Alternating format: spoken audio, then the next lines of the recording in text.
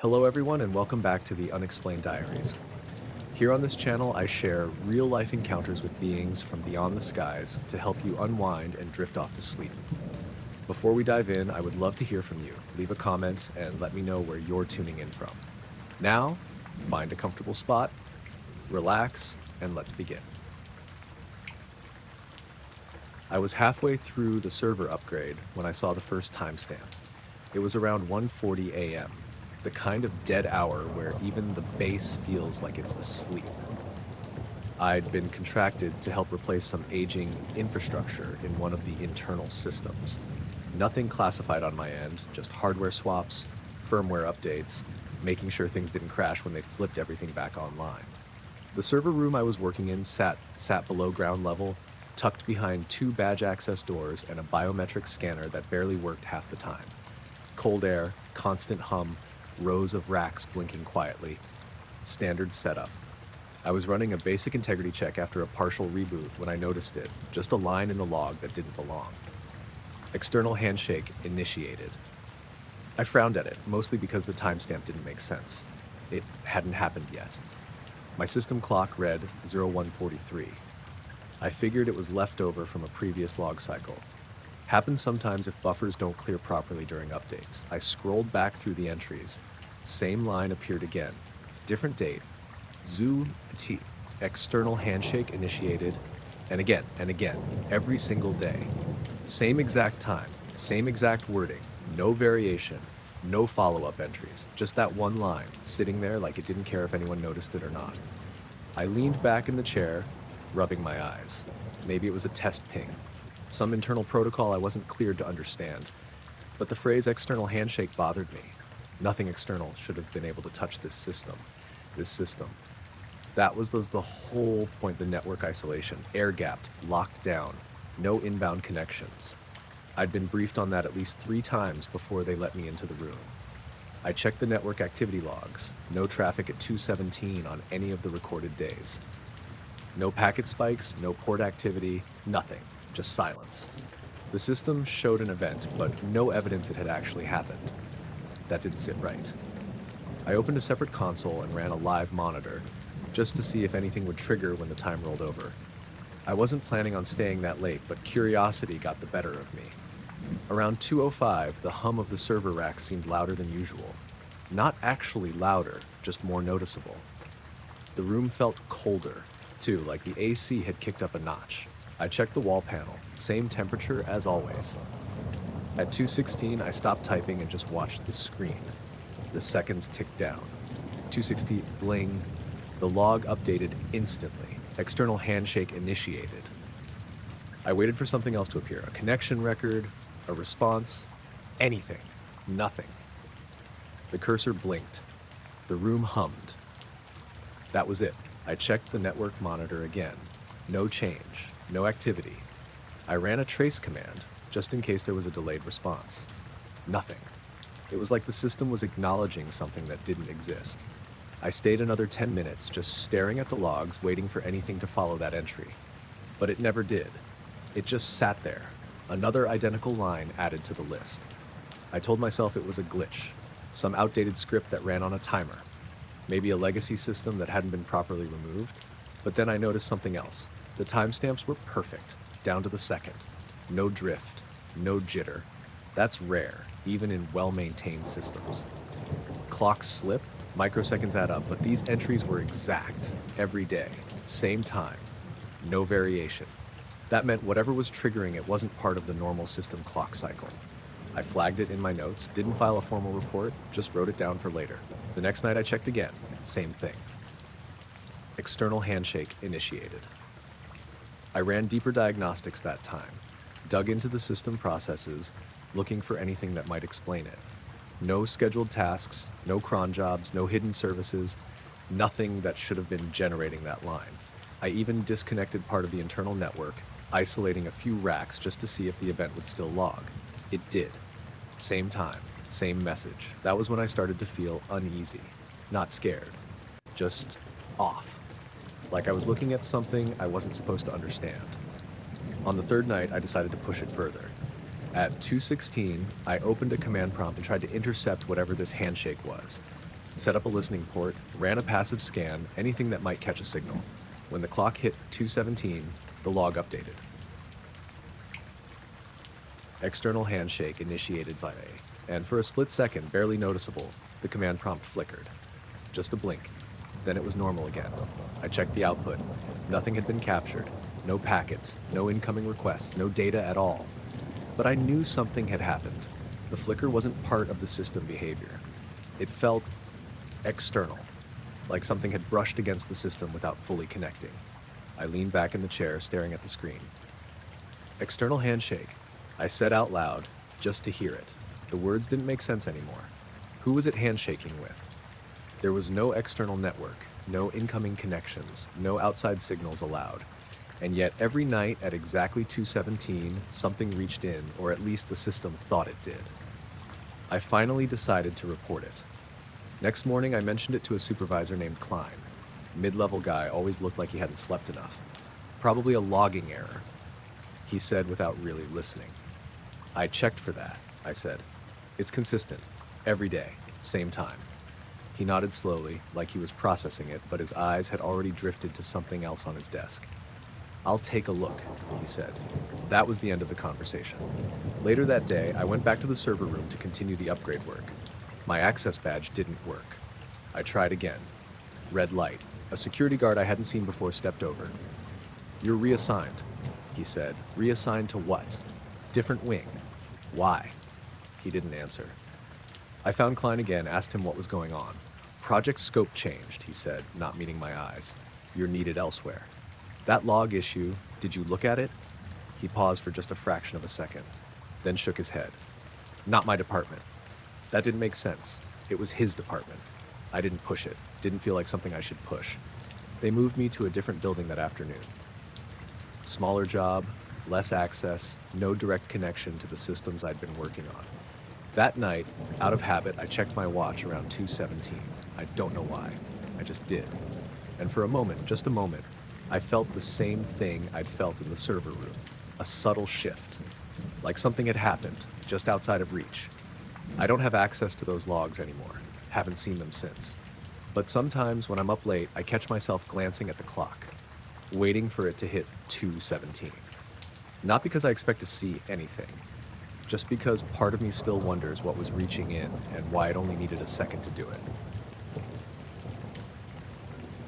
We were already halfway out there when dispatch updated the coordinates.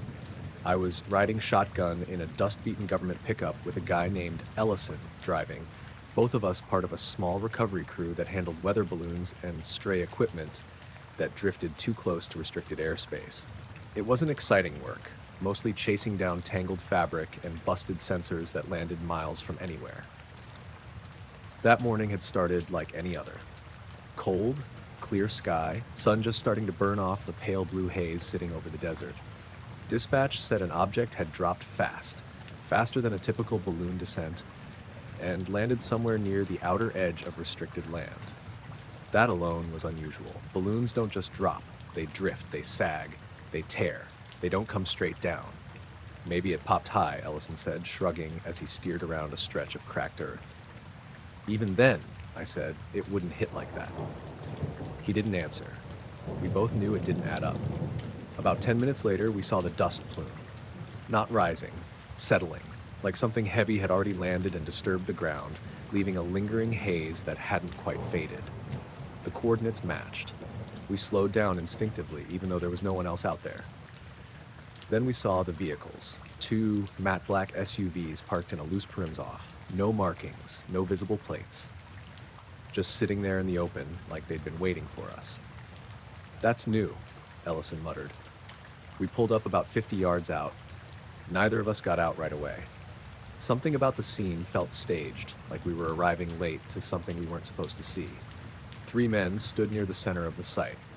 No uniforms, just plain clothes, dark jackets, boots, neutral colors. They weren't looking at the ground or the sky. They were watching us. Ellison finally killed the engine.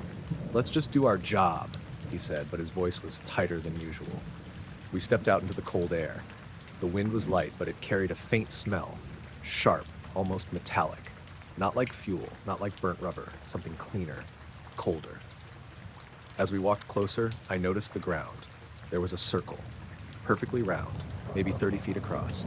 The sand inside it looked darker, slightly compacted like it had been pressed down uniformly. But it wasn't scorched the way you'd expect. No ash, no charring, just a subtle change in texture and color like the heat had touched it without burning it. Outside the circle, the desert looked normal. Scrub, loose sand, scattered rocks. Inside, everything was still.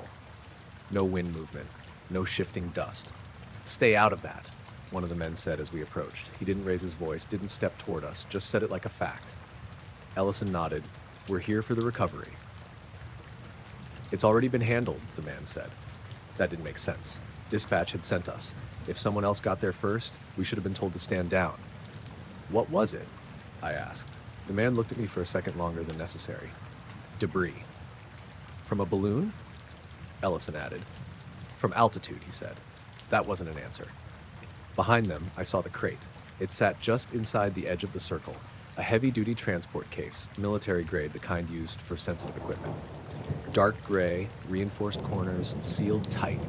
No labels, no markings. It looked out of place, like it had been dropped there along with whatever they'd put inside it. "What condition was it in?" I asked, nodding toward the crate. "Contained," the man said. I took a few steps to the side, trying to get a better angle without crossing into the circle. The air felt colder closer to the edge. Not dramatically, but enough that I noticed it, like stepping near an open freezer. "Did you log the impact?" Ellison asked. "We have it covered." That was the third non-answer. I crouched slightly, looking at the sand along the boundary of the circle. It wasn't melted, not fused into glass like you'd see with a lightning strike or extreme heat. It just looked compressed, like something had pushed down evenly across the entire area at once. No central impact point, no crater, no debris scattered outward. Whatever came down hadn't hit the ground the way things usually do. I stood back up. There's no burn pattern. The man closest to the crate shifted slightly, blocking my view of it more directly. "It's not your concern." Ellison gave me a quick look. "Drop it," but I couldn't. "Not yet." "How did it come down?" I asked. The man paused like he was deciding whether to answer. Then he said, "Fast." That didn't help. I glanced up at the sky out of instinct. It was clear. No trails. No sign of anything having fallen from above. Just that empty blue that stretched forever. One of the other men walked toward the SUV and opened the rear door. Inside, I caught a glimpse of equipment cases. More crates like the one on the ground. They'd come prepared. "You can report that the recovery was completed prior to your arrival," the first man said. "No further action required." Ellison nodded again. "We'll need something for the log." "You'll get it," he said. There was a moment of silence after that. The wind picked up slightly, brushing the edge of the circle. But inside it, the sand didn't move. It just sat there, undisturbed. I took one more look at the crate. For a split second, I thought I saw something shift along the seam. Just a slight ripple, like the surface of the case wasn't entirely rigid. But when I focused on it, it looked solid again. Maybe it was the light. Maybe my eyes were playing tricks. Still, something about it didn't sit right. We turned back toward the truck without another word. As we walked away, I felt that cold patch of air fade gradually, like stepping out of shade into sunlight. Neither of us spoke until we were back on the road. "That wasn't a balloon," Ellison said finally. "No," I said. We drove in silence after that. When we got back to the office, the report was already waiting. Pre-filled. Signed off. It listed the object as standard atmospheric equipment failure, recovered without incident, no mention of the circle, no mention of the other personnel. Ellison looked at me, then at the report. "You gonna argue it?" he asked. I shook my head. I signed it. Later that night, I checked the coordinates again. Satellite imagery from earlier that day showed nothing unusual. No circle, no vehicles, no disturbance in the terrain. Just untouched desert, like nothing had ever landed there at all. I was already an hour into the flight when I noticed it. Nothing unusual at first, just a clean afternoon over the Nevada desert, that pale, washed-out blue sky you get when the heat's been sitting on the ground all day. I was flying a rented Cessna 182 out of a small regional field, just doing a loop along the edge of restricted airspace. Perfectly legal route. I'd filed everything properly, stayed well outside the boundary. I wasn't trying to get close to anything sensitive. The air was smooth, almost too smooth. No turbulence, no crosswinds, just a steady hum from the engine and the occasional crackle from the radio. Visibility was excellent, miles in every direction. You could see the faint outline of distant ridges like layers stacked on top of each other. I remember checking my heading, adjusting slightly to keep my line clean along the boundary. That's when something caught my eye off the right side. At first, I thought it was just glare. The sun was sitting at an angle that sometimes throws reflections off the wing, especially if you shift position slightly. But this wasn't on the wing. It was just beyond it. I leaned a little to the right, looking past the strut. There was something there, a shape, maybe 20 feet out from the wingtip, close enough that I could have thrown something at it if the window had been open. It was dull silver, almost matte, not reflecting sunlight the way metal should. More like it absorbed light and just held it. It didn't look like any aircraft I knew. No wings, no visible structure, just a smooth, rounded form, like part of something larger that I couldn't fully see. My first thought was another plane, maybe flying parallel, but there were no markings, no cockpit, no prop wash, no sound. I checked my instruments. Nothing. No transponder hit. No traffic advisory. The radar screen stayed completely clear. I keyed the radio. Traffic in the area, say position. Silence. I tried again, a little more direct.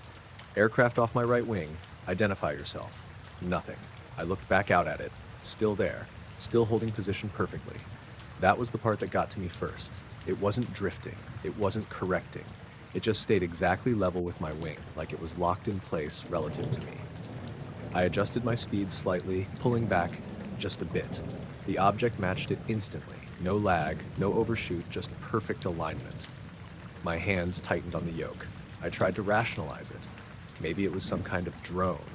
But even drones make noise. You hear the buzz, especially that close. This thing was completely silent.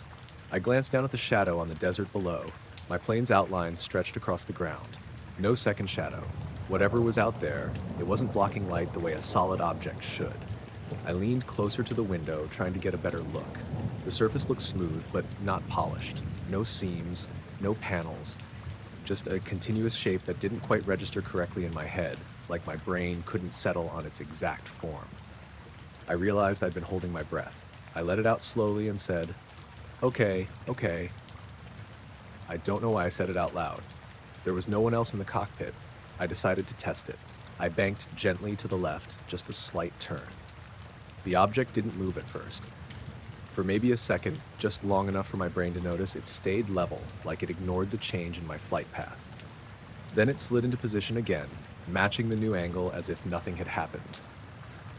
That delay, it didn't feel mechanical. It felt like something adjusting after the fact. My heart started to pick up. I pushed a little harder into the turn this time, sharper angle, enough to shift my heading noticeably. Same thing. For a brief moment, it didn't follow. It just hung there, steady, as if my movement didn't apply to it. Then it corrected. Perfectly. I checked the instruments again, everything normal, altitude steady, engine smooth, no warnings. Except there was something else now. The air felt wrong. Not turbulence, not pressure change. Just a subtle heaviness, like the space around the plane had thickened slightly. It was hard to describe it, but I could feel it in my chest, in the way my breathing didn't feel as easy as it should. I keyed the radio again, this time calling the regional frequency. Any traffic monitoring, I have an unidentified object off my right wing, no transponder, no visual markings. Requesting confirmation. Static. Then a voice came through, calm and distant. Say again your position. I gave it. Negative contact, the voice replied. No traffic in your vicinity. I didn't answer right away, because it was still there, right there. I could have reached out and almost touched it. I said, "It's right off my wing. You're not seeing anything?" Negative. I swallowed. Copy that. I released the radio and just sat there for a moment, trying to think clearly. Then I decided to break away. I rolled into a sharper turn, more aggressive this time, enough to push the plane into a noticeable bank.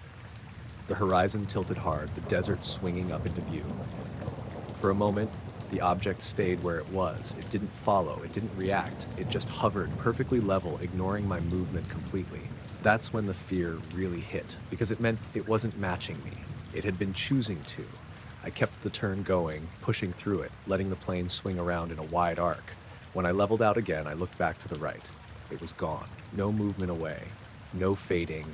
Just gone. The sky was empty again, just open air and distant ridges.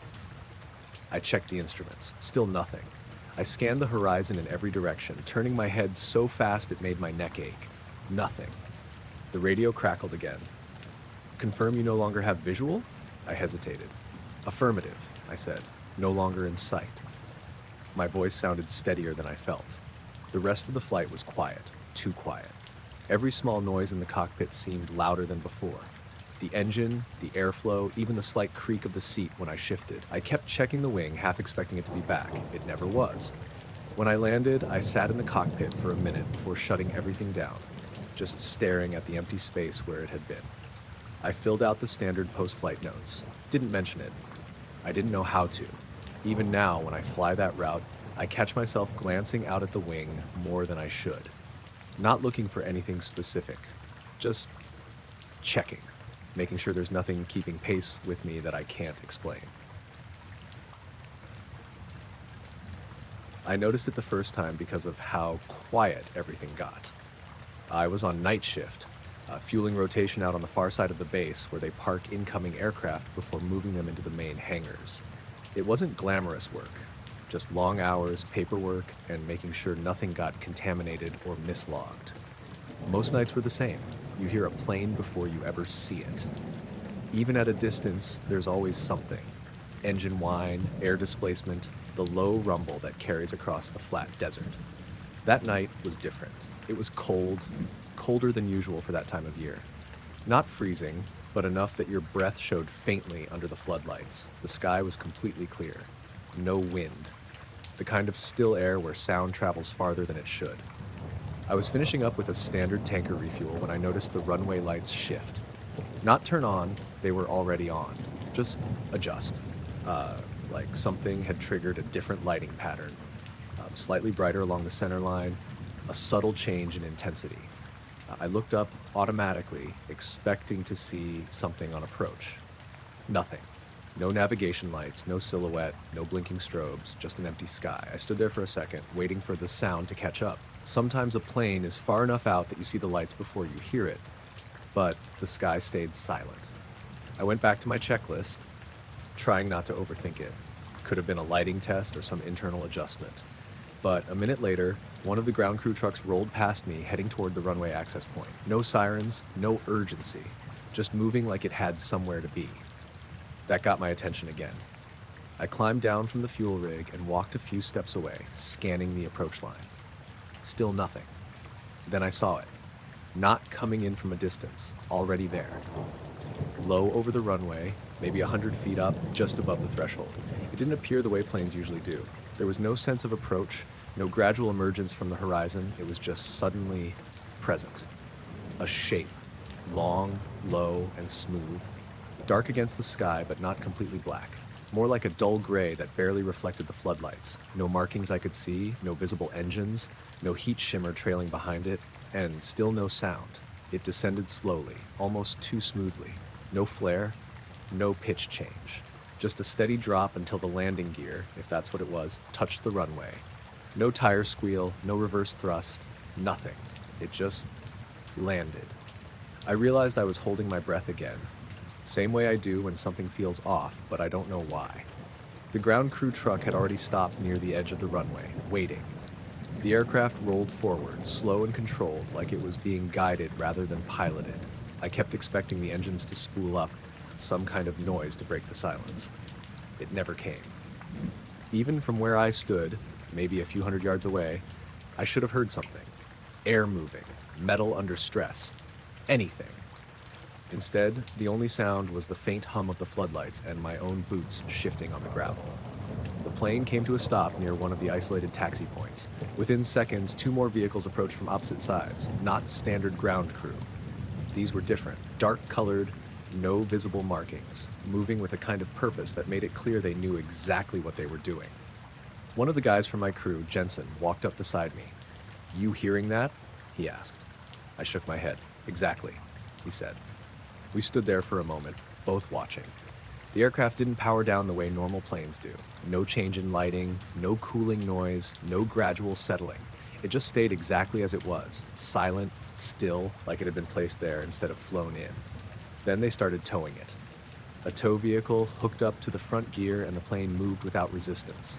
No brake release sound, no hydraulic hiss, just a smooth, silent roll as they guided it off the runway toward one of the larger hangars. The whole time, not a single person approached it directly. Everyone kept a few steps back like there was an unspoken boundary. I glanced at Jensen. He looked as confused as I felt, but neither of us said anything.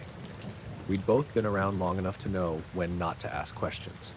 Once it cleared the runway, the lighting shifted back to normal. The subtle brightness along the center line faded like nothing had changed at all. Probably some new tech, Jensen muttered, but his tone didn't sound convinced. Yeah, I said, though I didn't believe it either. We went back to work, finished the refuel, logged the numbers, did everything by the book. But I kept thinking about the silence. Later, when I checked the incoming logs, the aircraft was listed under a generic designation, just a string of letters and numbers that didn't match any known registry. No model, no origin, no pilot listed. Just received and transferred. That was it. I told myself it was classified, something experimental. That explained the lack of information, but it didn't explain the lack of sound. A few nights later, it happened again. Same pattern. Lights shift. No approach, sudden appearance, silent landing. This time I was closer. Close enough that I should have felt the air move when it passed overhead. But there was nothing. No wind displacement, no pressure change. It moved through the air like the air wasn't there. I watched it from maybe 50 yards away as it touched down. The surface of it looked smooth, almost too smooth. No panel lines, no visible seams, just a continuous surface that didn't reflect light the way normal materials do. When it stopped, I noticed something else. The air around it looked still. Not calm, still.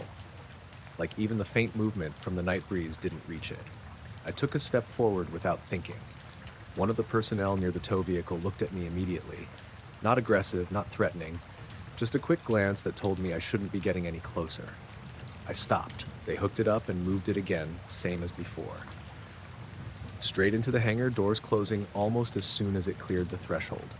No delay, no inspection, just in and gone.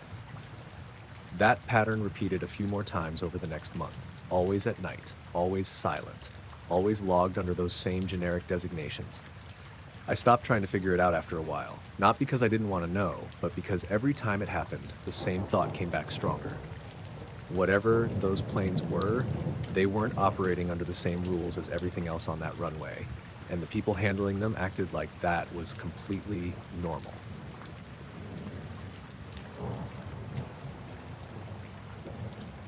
We were already 2 nights into the trip when it happened.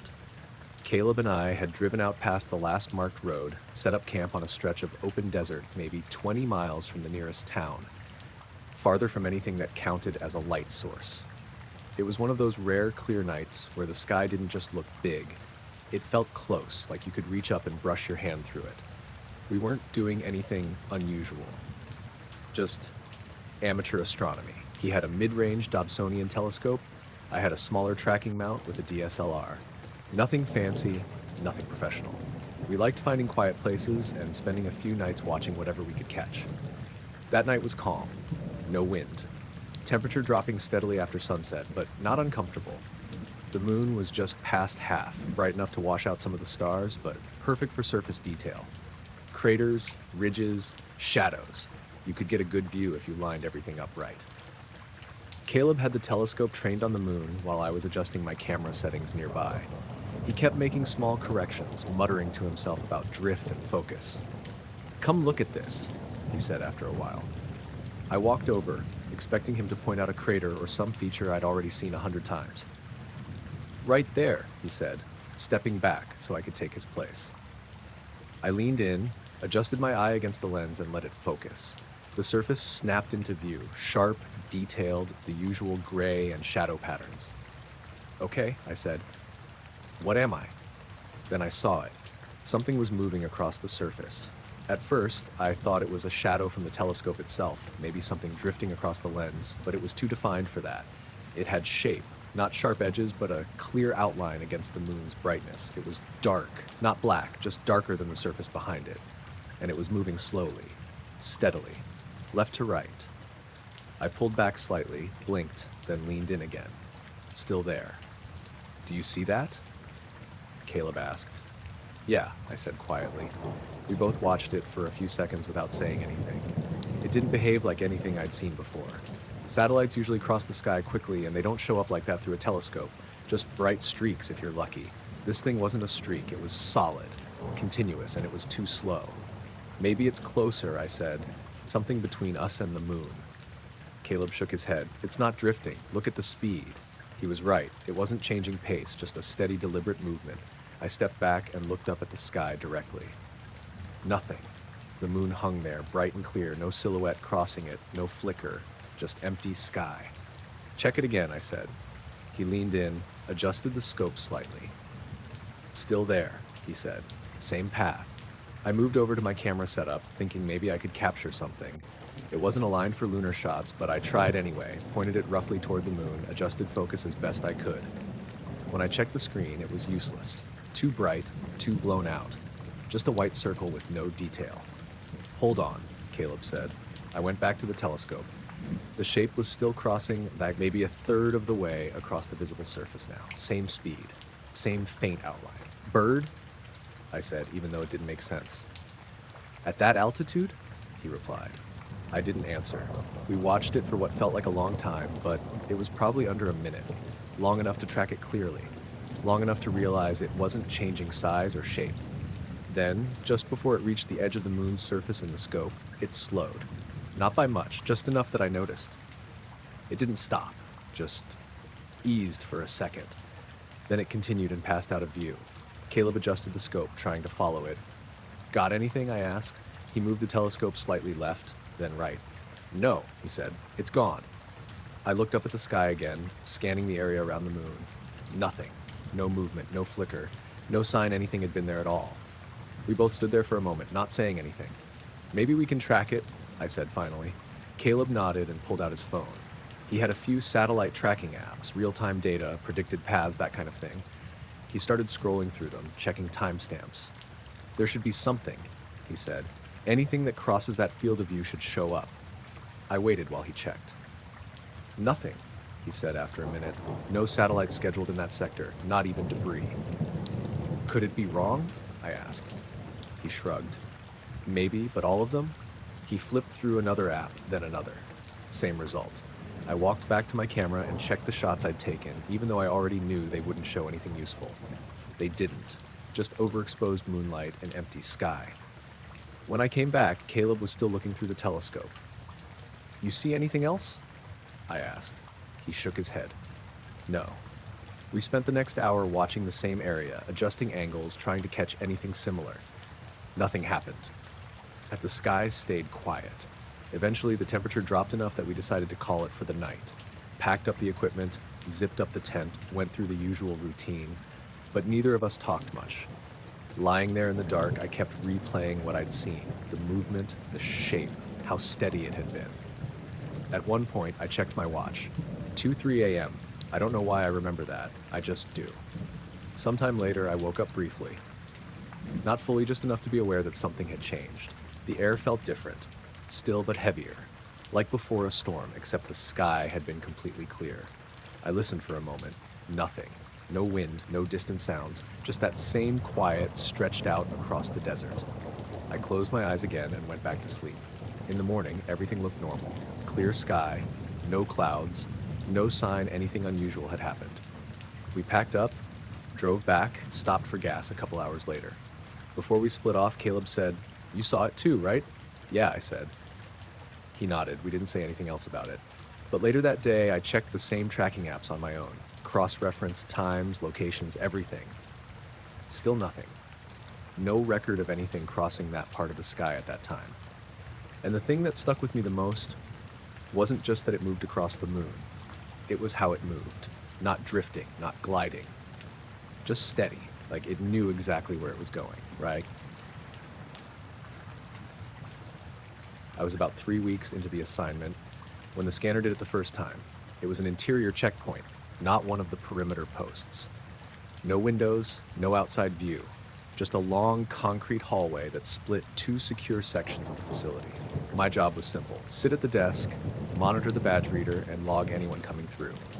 Most of the traffic was predictable: engineers, maintenance, the occasional officer moving between sections. Everyone had clearance.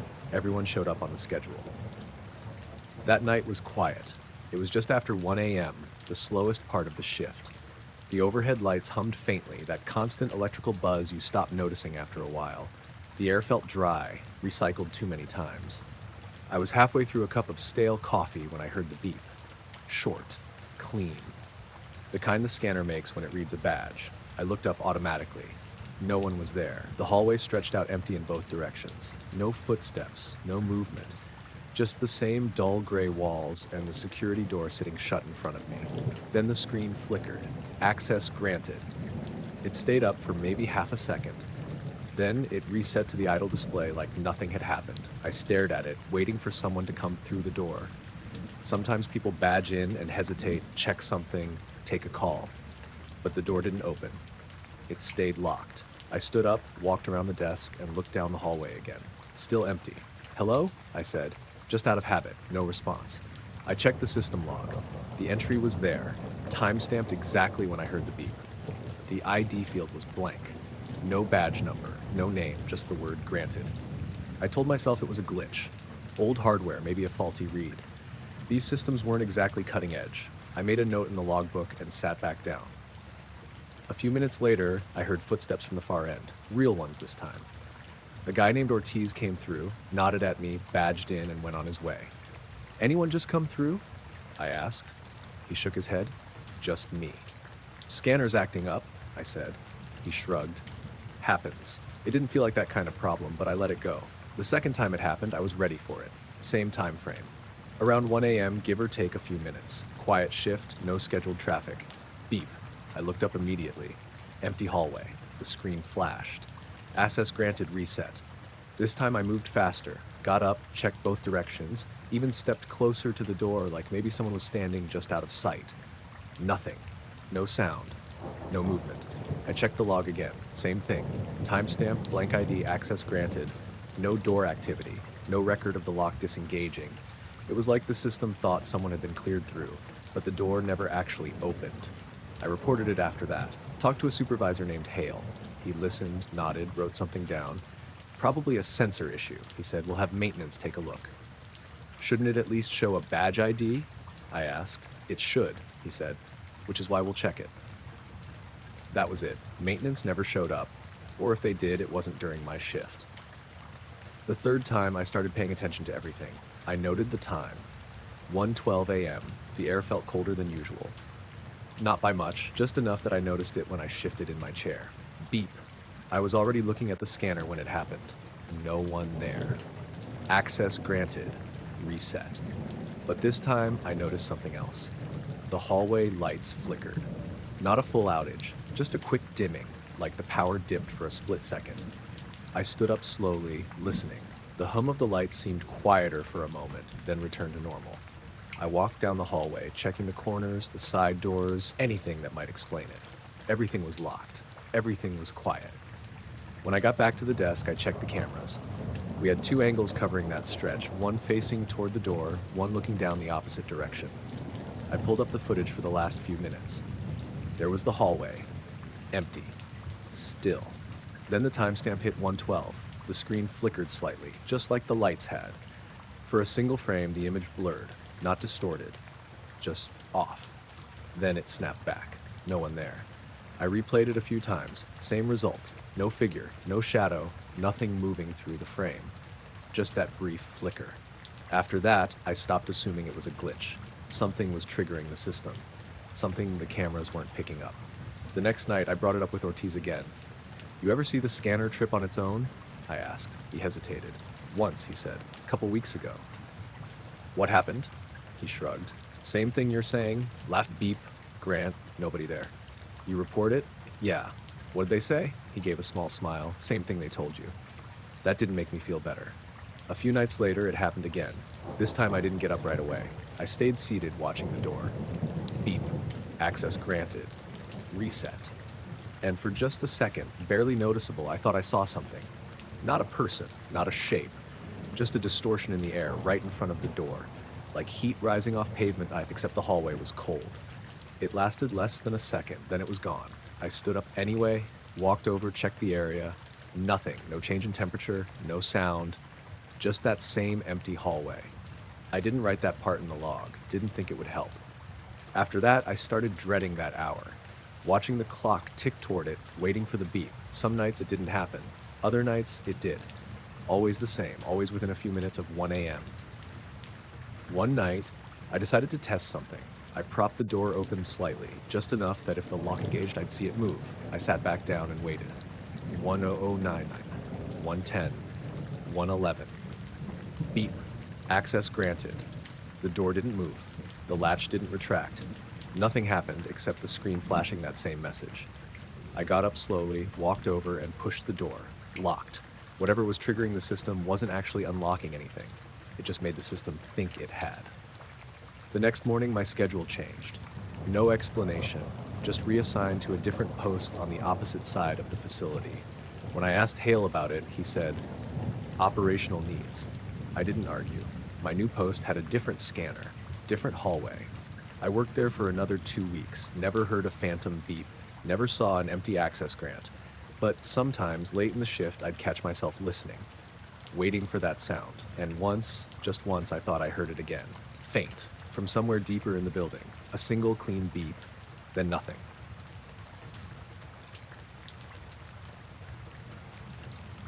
I first noticed it because the line was too clean.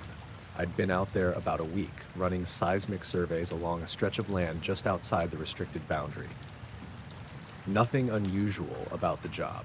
We were mapping minor ground movement, checking for fault shifts, the kind of baseline data they like to keep updated in case anything changes.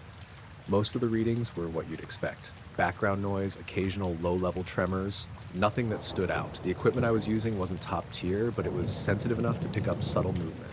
Usually that just meant wind, distant track, or the earth settling in ways you don't think about. That morning was cold and clear. Early light, barely any wind. I'd set up one of the sensors about half a mile from my truck, anchored it, and started recording. The first tremor showed up around 6:20 a.m. It was small, barely above background noise, but it was sharp, like a clean spike instead of the usual messy ripple you get from natural movement. I didn't think much of it. Logged it, checked the calibration, moved on.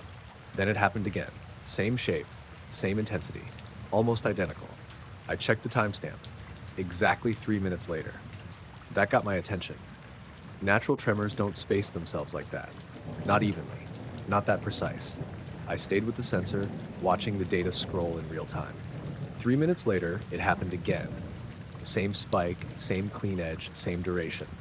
I crouched there, staring at the screen, waiting for the next one. When it came, it matched the others perfectly. "Okay," I said out loud, even though there was no one around. I checked the equipment, made sure the sensor was stable, the ground anchor secure, no loose connections, no interference from my truck or any nearby electronics. Everything looked normal. I pulled up the secondary sensor a few hundred yards away.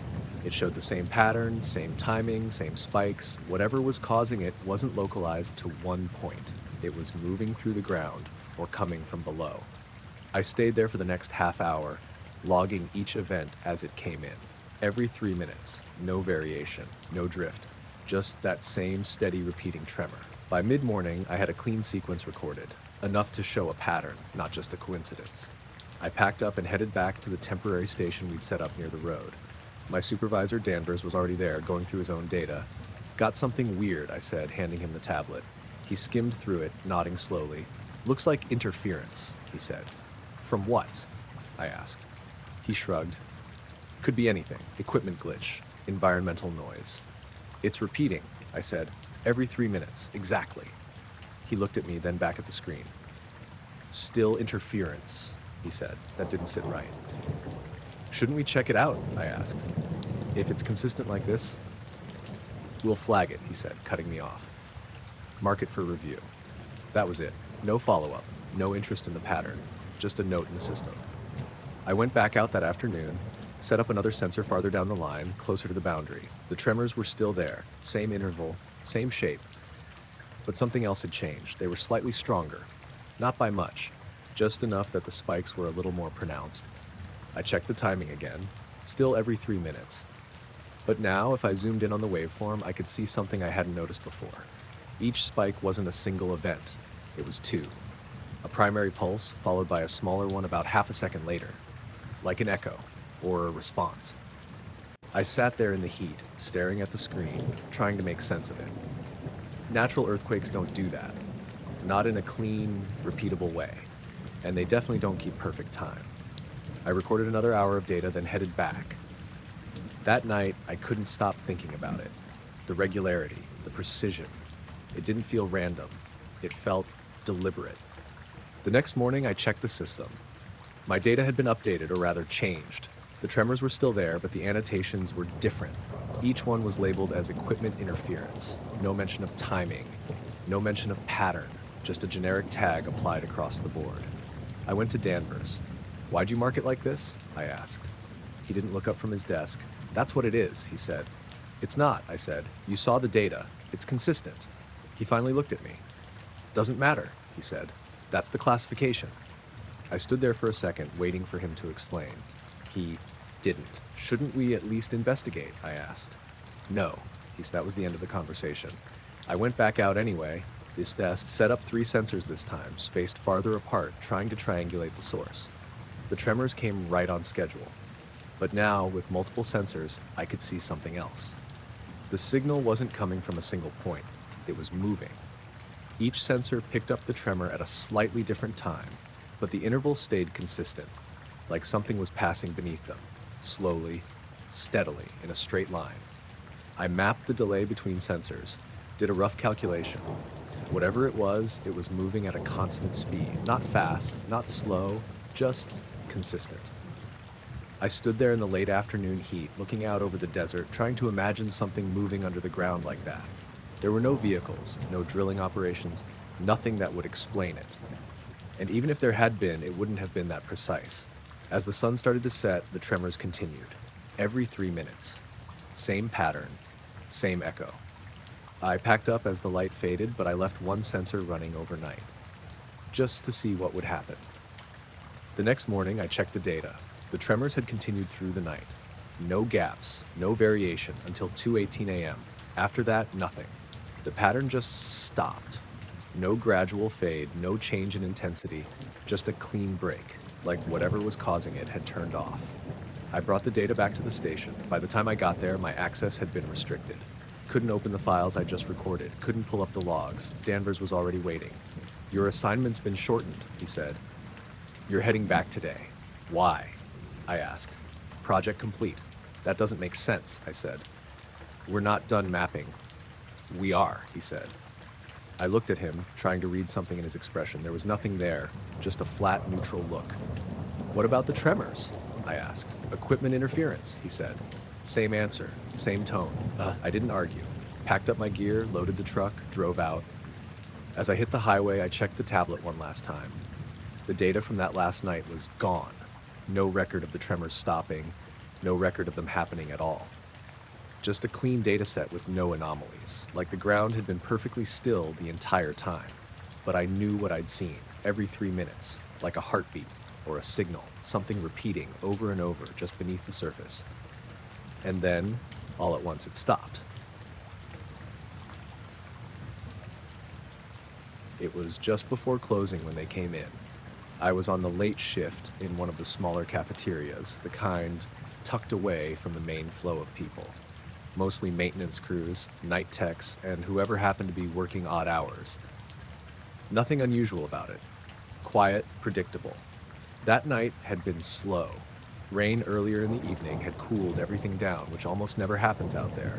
You could smell it faintly in the air every time the doors opened. Wet dust, not quite mud, just enough to remind you the desert isn't always dry. I was wiping down the serving counter when the door opened again. 5 of them walked in. At first, I didn't think much of it. Just another group finishing a shift. but something about them felt off right away. They were all wearing standard work uniforms.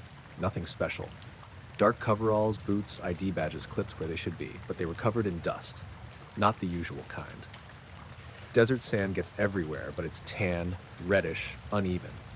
This was gray, fine, almost like powder. It clung to them differently, too, like it didn't want to fall off. It coated their shoulders, their sleeves, even their hair, and it didn't look like it had been kicked up from the ground, more like it had settled on them.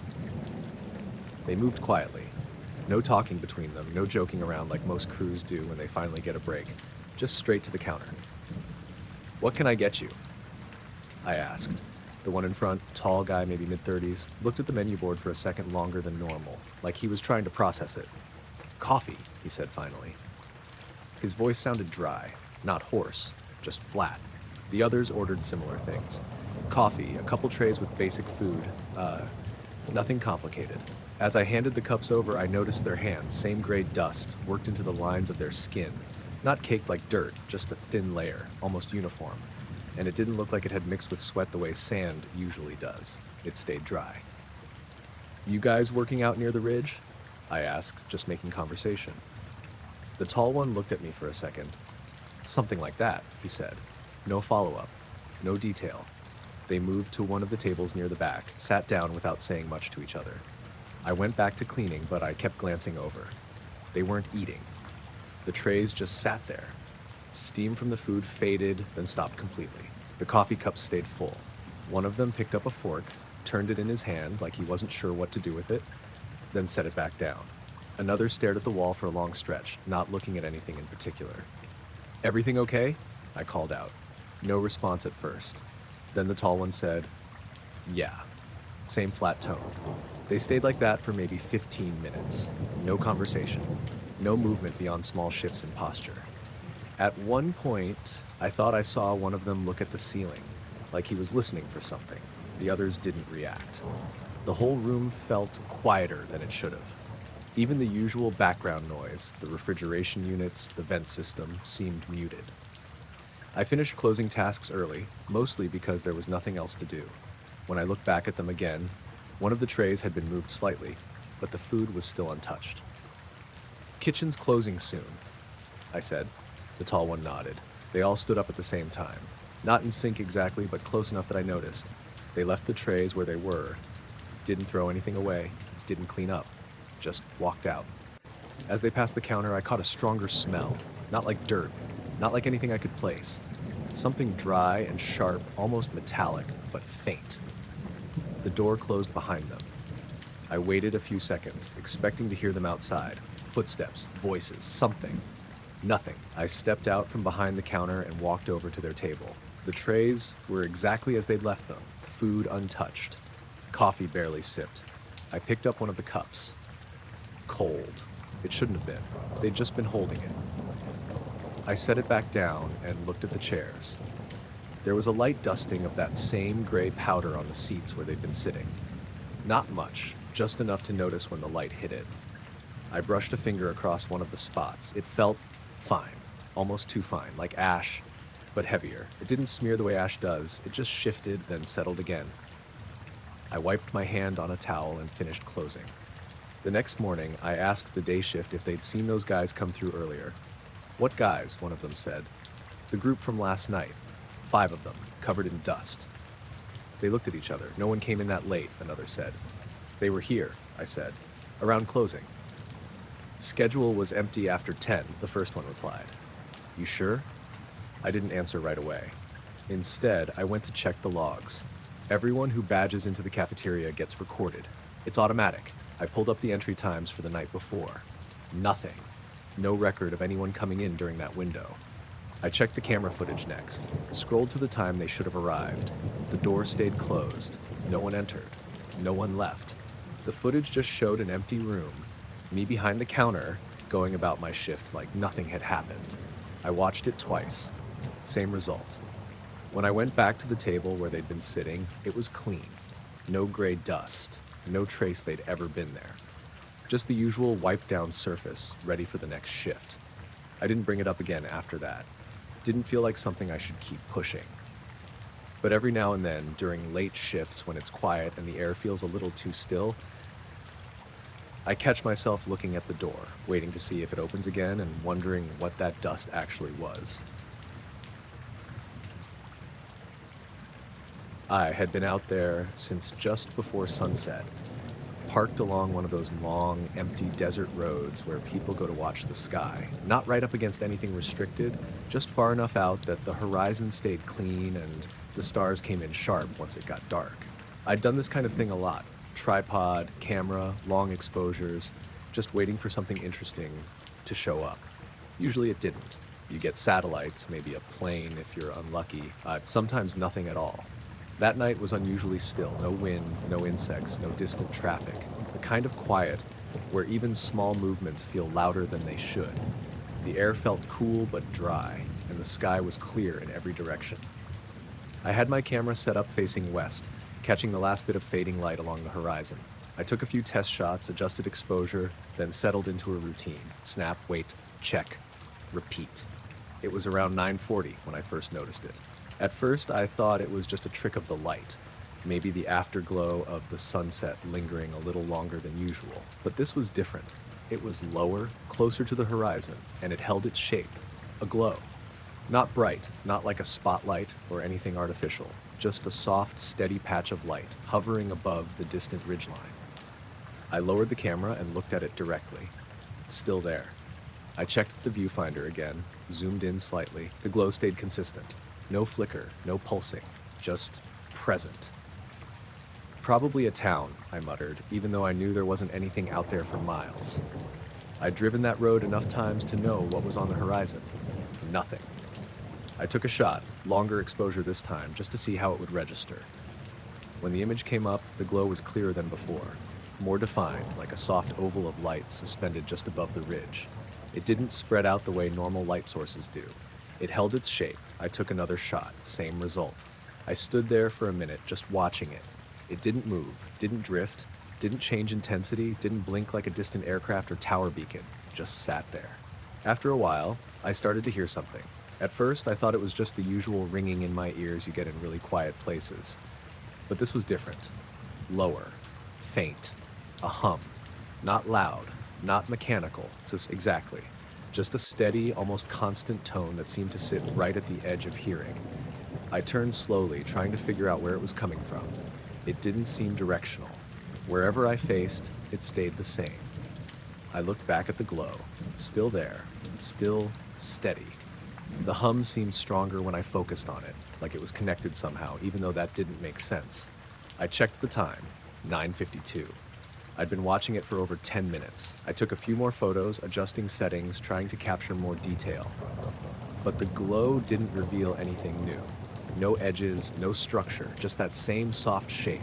At one point, I turned off the camera completely and just stood there. No distractions, no equipment noise. Just the desert and that distant light.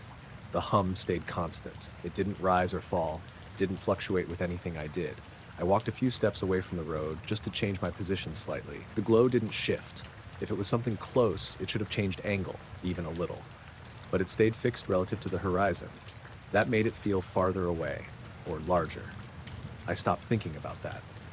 Around 10, I noticed headlights in the distance, a pair of vehicles coming down the road from the direction of the base. Not fast, not slow, just steady. I stepped back toward my truck, more out of instinct than anything else. Didn't want to be standing in the road when they passed. As the vehicles got closer, I could see they weren't standard cars. Larger, dark, hard to make out details in the low light, but definitely not civilian. The hum didn't change as they approached. The glow stayed exactly the same.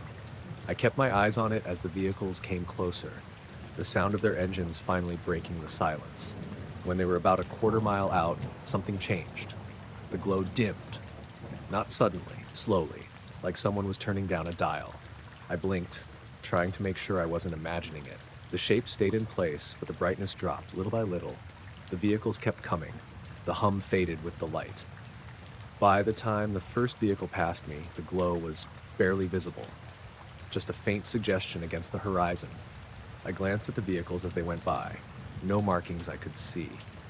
Just dark silhouettes and a quick flash of someone looking in my direction before they were gone. When I looked back at the horizon, the glow was gone, not moved, not shifted, just gone. The hum was gone too. The desert went back to being completely quiet. I stood there for a while after that, waiting, half expecting it to come back. It didn't. I checked the photos later that night, sitting in the cab of my truck with the interior light on.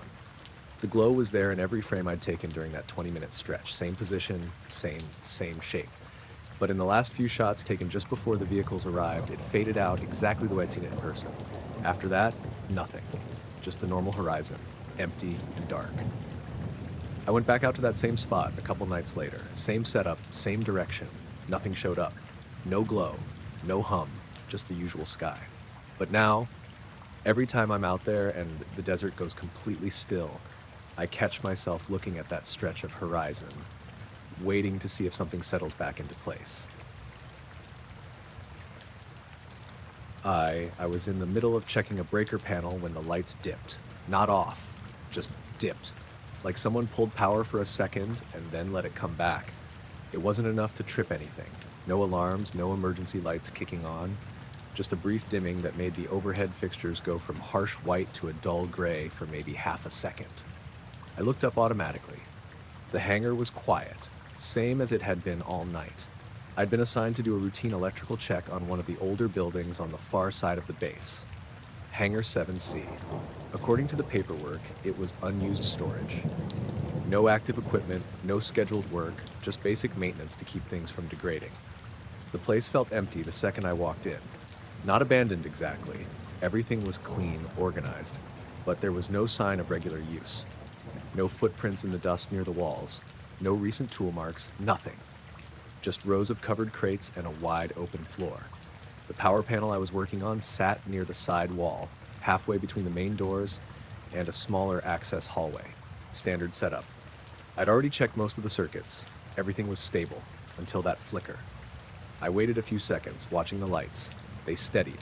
No further changes. I checked the panel. All readings normal. Voltage steady, no spikes, no drops recorded. Probably just a fluctuation from the grid. I said to myself, but it didn't feel like that. Grid fluctuations usually have a ripple effect.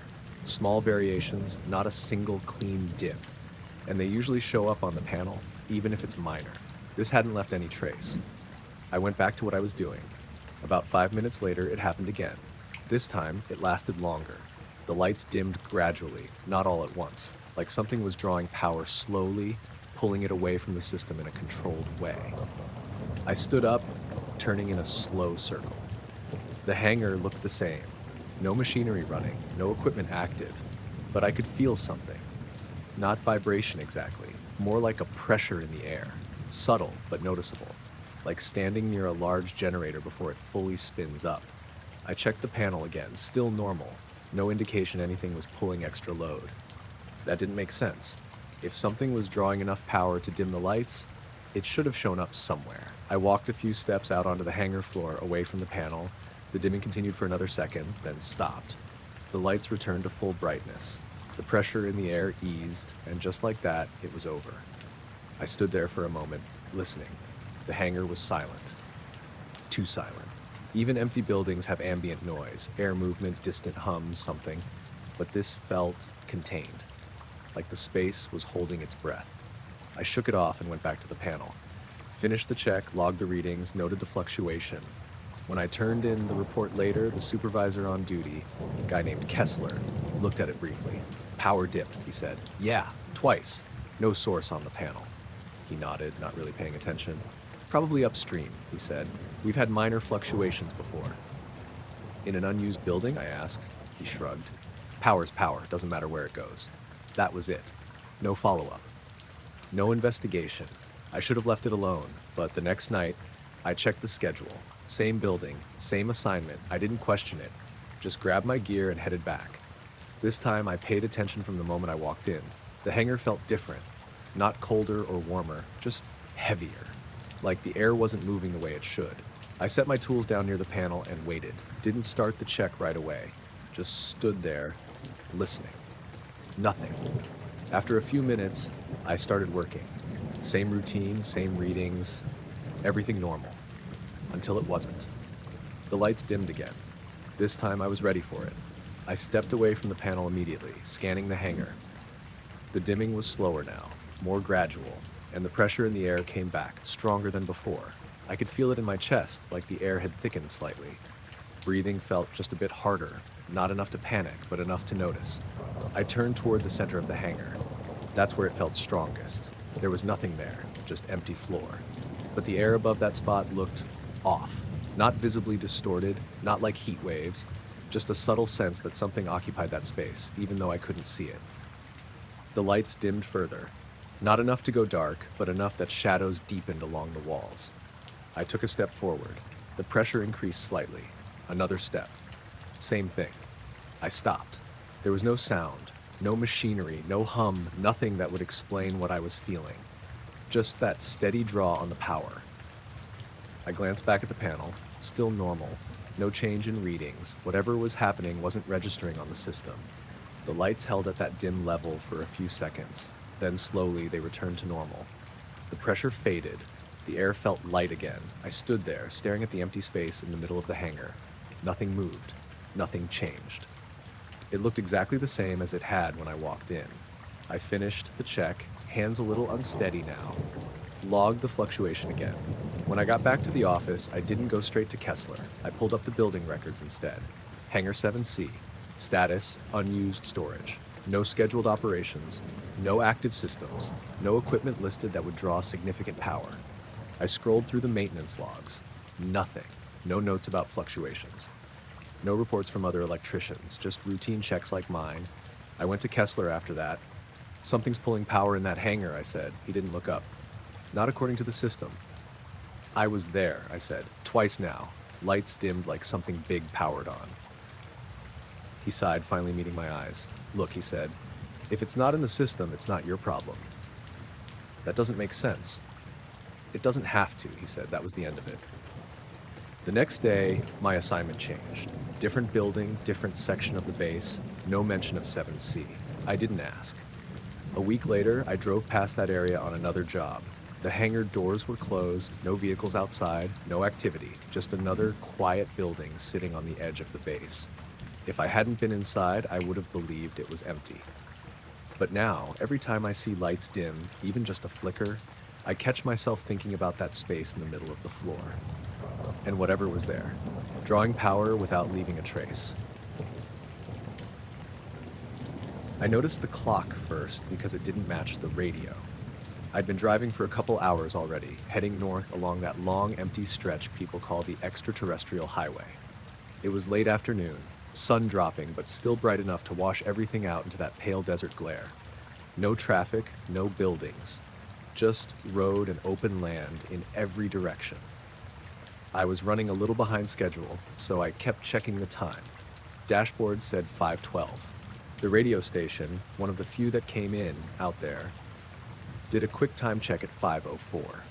I remember frowning at that. Radio's off, I said out loud, even though I knew that didn't make much sense. Stations are usually synced better than that.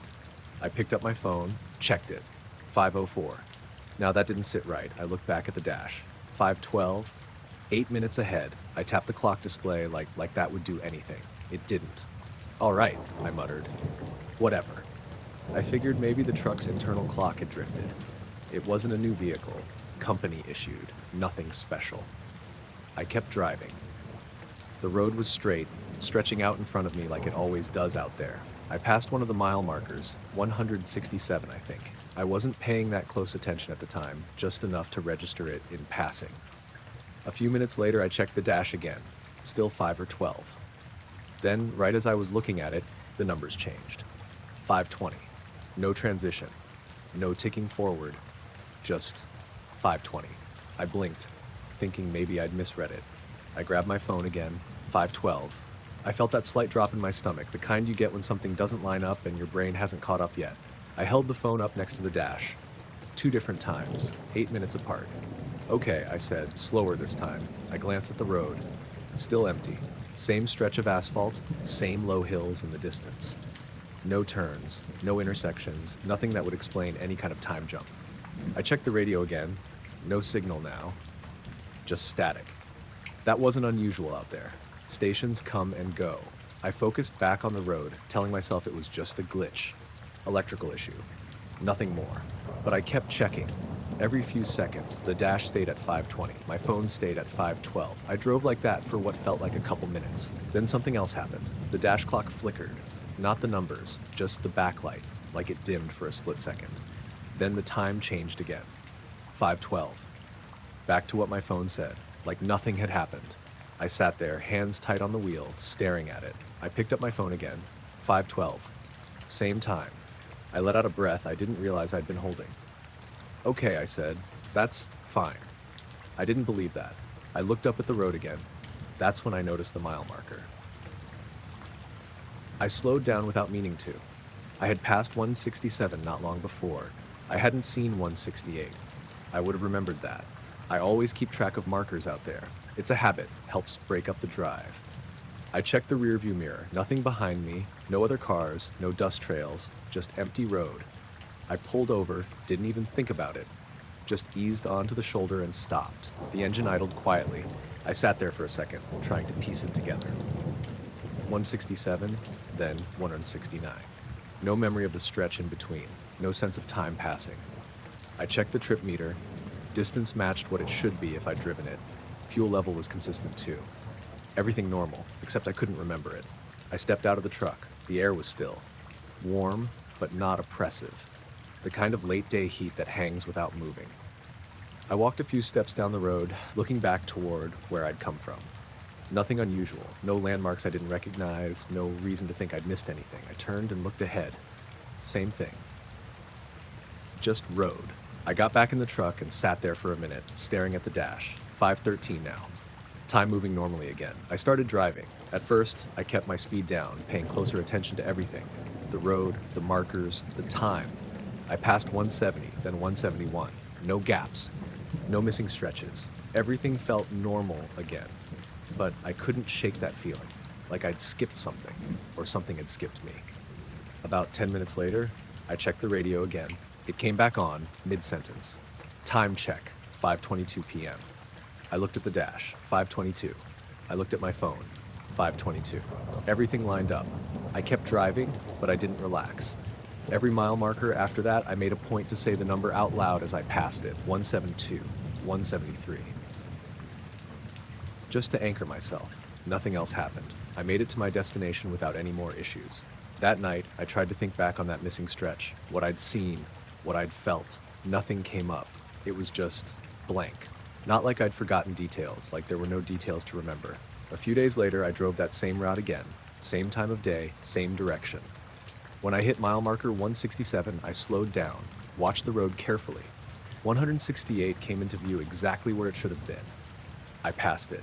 Nothing happened. The clock stayed steady. No jumps, no flickers, just normal driving.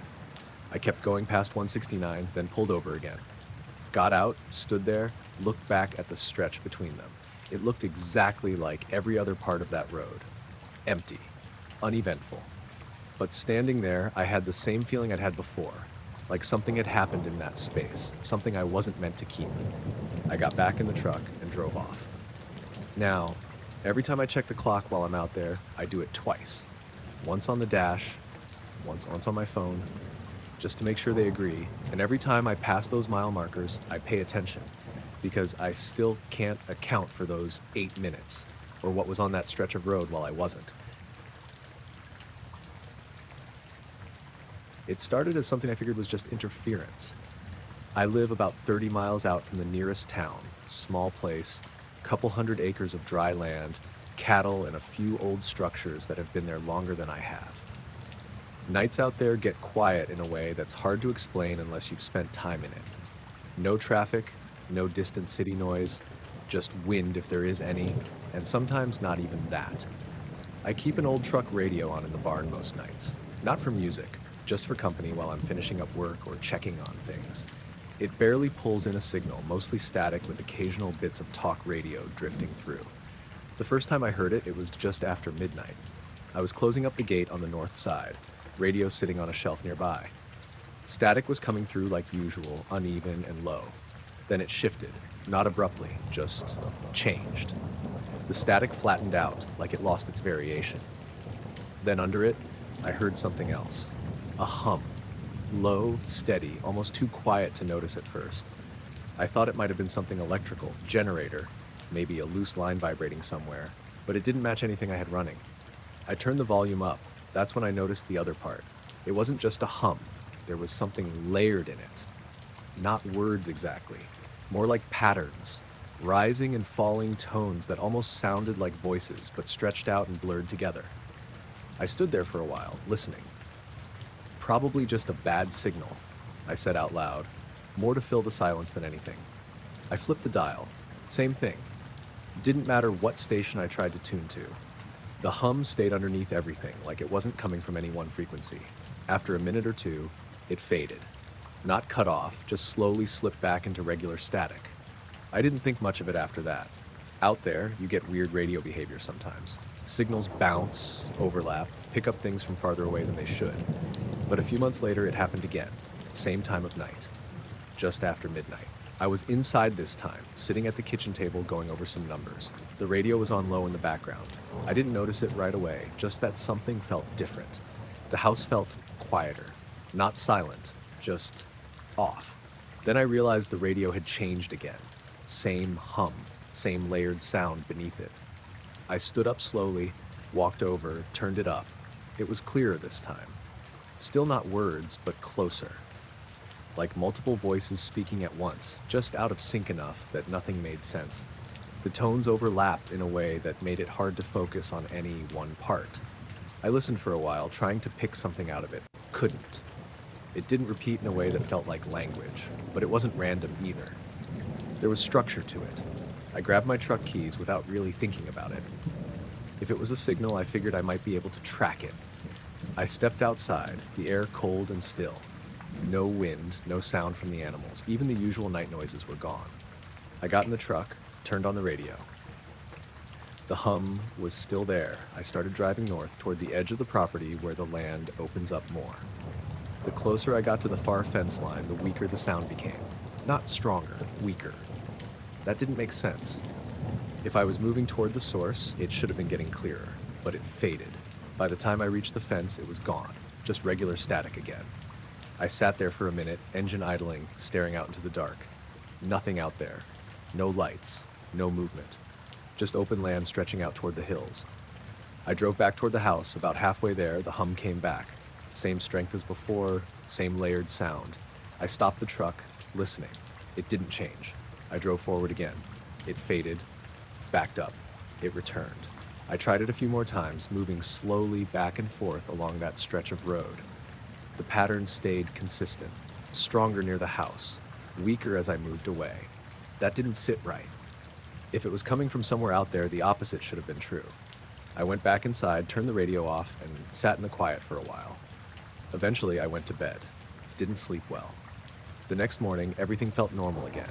No hum, no strange signal. I tried to pick it up during the day. Nothing. Just regular static and weak stations.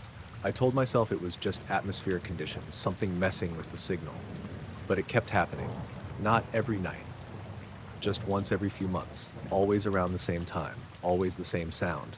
And always the same pattern when I tried to follow it. Stronger near the house.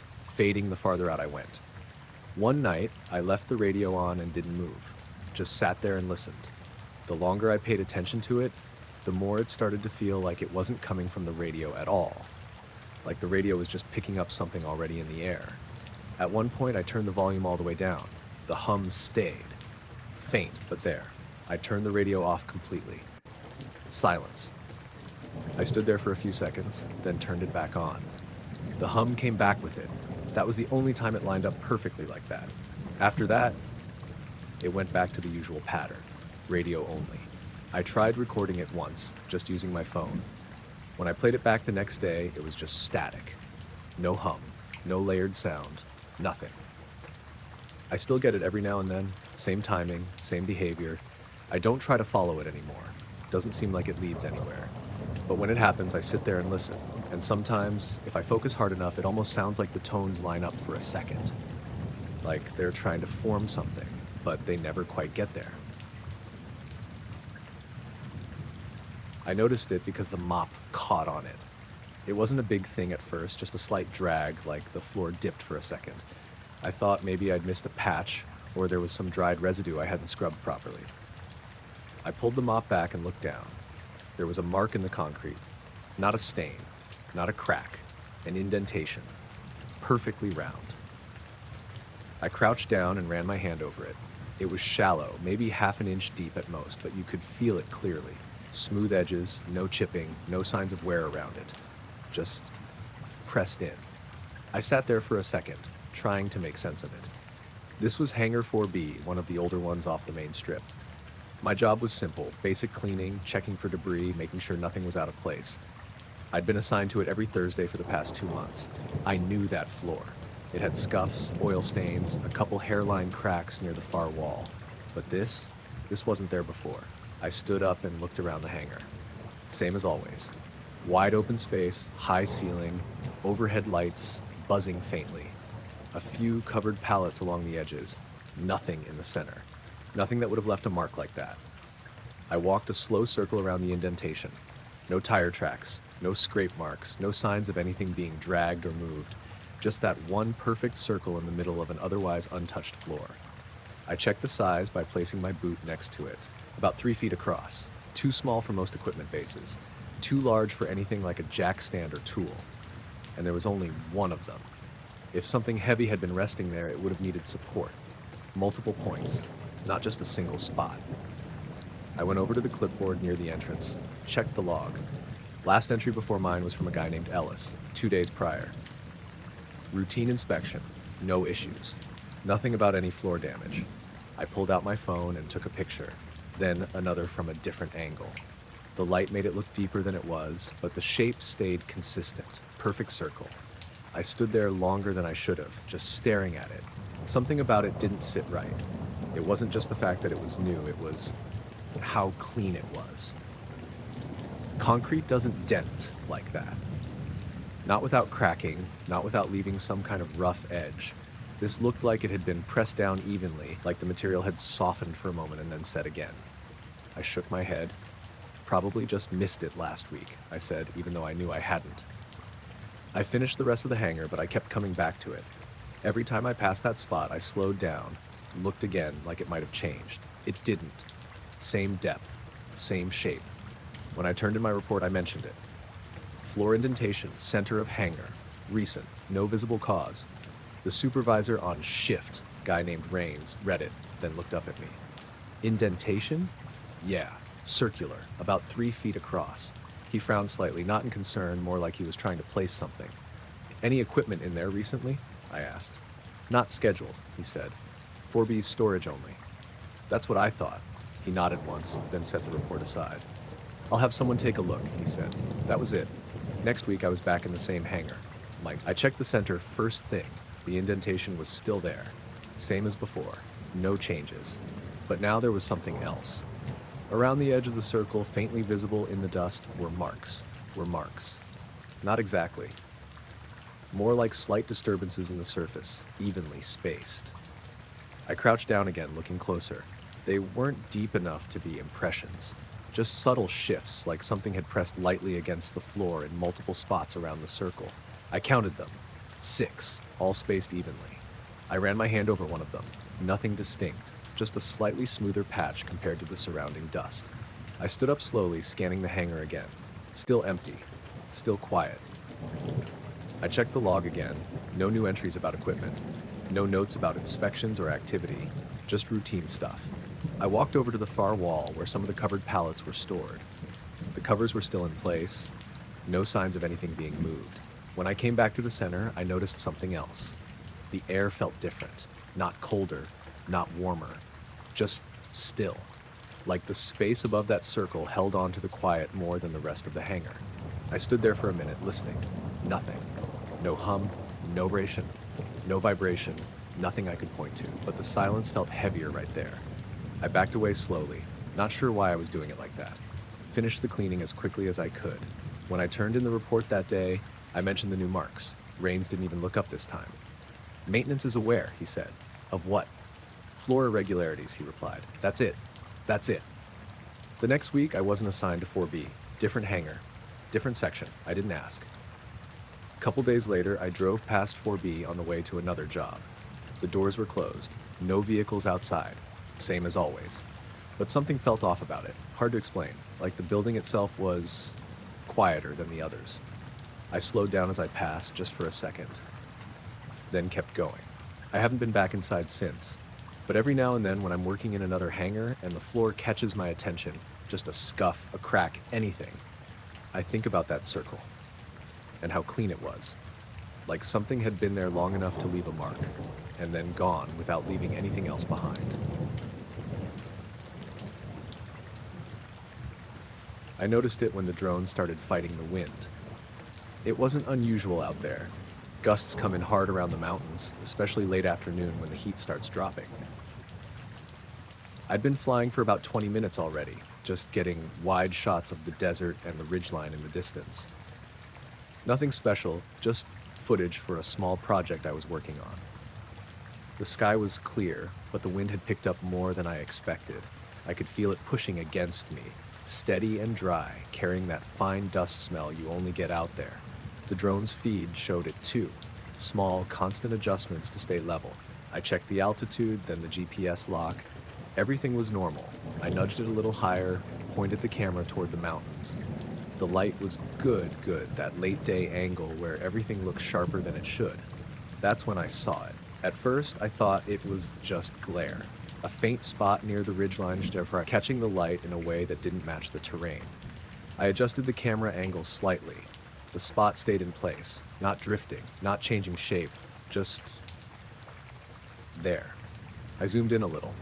It looked metallic, not reflective like a mirror, but dull like brushed metal, catching just enough light to stand out against the background. It was hovering, no visible support, no movement. I frowned and leaned closer to the controller screen. The wind was strong enough that my drone was constantly correcting its position, small shifts left and right, up and down, but that thing didn't move at all, not even a little. Probably a rock face, I said to myself, but it didn't look attached to anything. It sat just off the slope, a few feet above it, maybe more. Hard to judge distance from the feed, but it wasn't flush with the ground. I pushed the drone a little closer. The signal stayed strong. The object stayed exactly where it was. I kept watching, expecting it to shift or disappear once the angle changed. It didn't. Even as the drone moved, the object held its position relative to the mountain, like it was fixed in space, not the terrain. I checked the wind again. Stronger now. You could see it in the feed, small bits of dust lifting off the ground, moving across the frame. The drone tilted slightly to compensate. The object didn't react. No sway, no drift, nothing. I hovered there for a minute, just watching it, trying to figure out what I was actually looking at. It wasn't big, maybe the size of a car, maybe smaller. Hard to tell without reference points, but it was definitely separate from the mountain. I reached out and tapped the screen, trying to get the camera to refocus. For a split second, the object flickered. Not moved. Flickered. Like the image cut around it, then snapped back. I blinked, thinking it might have been a signal glitch. The feed stabilized. The object was still there. I moved the drone again, slightly to the left. Same thing. The object stayed in place. No change. I started recording, just to be sure I had it. The red indicator popped up on the screen. I held the drone steady, letting the camera capture everything. A few seconds passed, then the object flickered again, this time longer. It didn't disappear completely, but it thinned out like the image was struggling to hold onto it. Then it snapped back, solid again. I felt that slight tension in my chest, the kind you get when something isn't behaving the way it should. I checked the signal strength. Still good. Battery was fine, everything on my end was working. I decided to bring the drone a little closer. As I pushed forward, the wind hit harder. The drone tilted more aggressively, fighting to maintain position. The object didn't react. It stayed perfectly still. Not even a slight shift. That didn't make sense. Anything that size should have been affected even a little. I got as close as I felt comfortable, given the wind. The object was clearer now. Smooth surface, no visible seams or markings, just a dull metallic shape, slightly elongated and completely motionless. I hovered there for maybe another 30 seconds. Then the signal cut, not completely, just stuttered. The feed glitched for a second, breaking into blocks. When it came back, the object was gone. I froze, staring at the screen. The mountain was still there, same angle, same position, but the object was gone. I rotated the drone slowly, scanning the area. Nothing. No movement. No trace. I pulled the drone back, brought it down carefully. The wind felt stronger now that I was paying attention to it. Or maybe I just noticed it more. I packed everything up and headed home. Didn't think much about it on the drive. Just figured it was some kind of visual artifact, maybe a glitch in the camera or signal, something explainable. Later that night, I loaded the footage onto my computer. Found the section where I'd seen the object. At first, it looked normal. The drone approaching the mountains, the landscape steady. Then the object appeared, just like I remembered, hovering, still. I watched it a few times, trying to pick up details I might have missed. Then I noticed something. It didn't appear in every frame. I scrubbed back frame by frame. In one frame, it was there. In the next, it was gone. Then back again. Not fading, not moving. Just absent, like it only existed in certain moments of the recording. I leaned back in my chair, replaying it over and over. The timing wasn't consistent either. Sometimes it stayed for 3 or 4 frames in a row, sometimes it vanished for 2, then came back. The mountain behind it stayed perfectly stable. No glitches, no distortion, just the object flickering in and out. I checked the rest of the footage. Nothing else behaved like that, just that one section. I tried to zoom in, enhance it, see if I could get a clearer look. Didn't help. The flickering stayed. I closed the video after a while, left it sitting there on the screen. I went back out a few days later, same spot, same time of day. Flew the drone toward the same ridge. Nothing. No object. No flicker. Just the mountains and the wind. But now, every time I review footage from out there, I don't just watch it. I go frame by frame, just in case something's there for a moment I might have missed.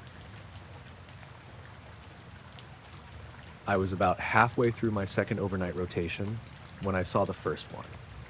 It was just after 2 a.m., the slow part of the shift where nothing usually happens and you're mostly just watching a screen, trying to stay alert. I was still new, technically a trainee, so I wasn't running anything solo, just monitoring, logging, and double-checking what the senior techs already knew by heart. The room stayed dim all night, just the glow from the radar displays, and a couple overhead lights turned low. You get used to it after a while. Everything feels quieter in there, like the outside world doesn't really exist. My station covered high-altitude returns, mostly commercial traffic at a distance. Occasional military flights, nothing unusual. The software filtered most of it automatically. That's why the first return caught my attention. It wasn't filtered. A small blip appeared near the top of the display.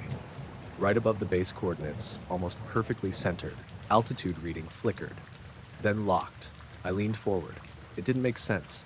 The number was too high, way above anything I'd seen come through that system before. Higher than commercial lanes, higher than anything we tracked routinely. "Hey," I said, glancing over at the guy next to me. Mendez. He'd been doing this for years. "You seeing this?" He didn't look up right away. "Seeing what?" I pointed at the screen. "Top center, that return." He leaned over, squinting at it. The blip held steady, not moving, not drifting with wind or showing any track pattern. Just there. He watched it for maybe 2 seconds. No fade, no movement. Just gone. Mendez straightened up. "Probably noise," he said. "Noise?" I asked. "It had an altitude reading. Doesn't mean anything," he replied. "You'll see weird stuff sometimes. System picks up junk." "That didn't look like junk," he shrugged. "Log it if you want," he said. "But it won't go anywhere." I sat back, still staring at the empty spot where it had been. Nothing came back for the next 20 minutes. Just normal returns, everything moving the way it should. I almost forgot about it. Then it happened again. Same position, same altitude range. The blip appeared suddenly, like it had always been there, and the system just noticed it. I checked the timestamp, 2:31. The return held steady, no movement, no signal variation, just a fixed point directly above the base. I glanced at Mendez again. He didn't look over this time. I let it run. 5 seconds, 6, 7, then it vanished again. Same way as before, no transition, just gone.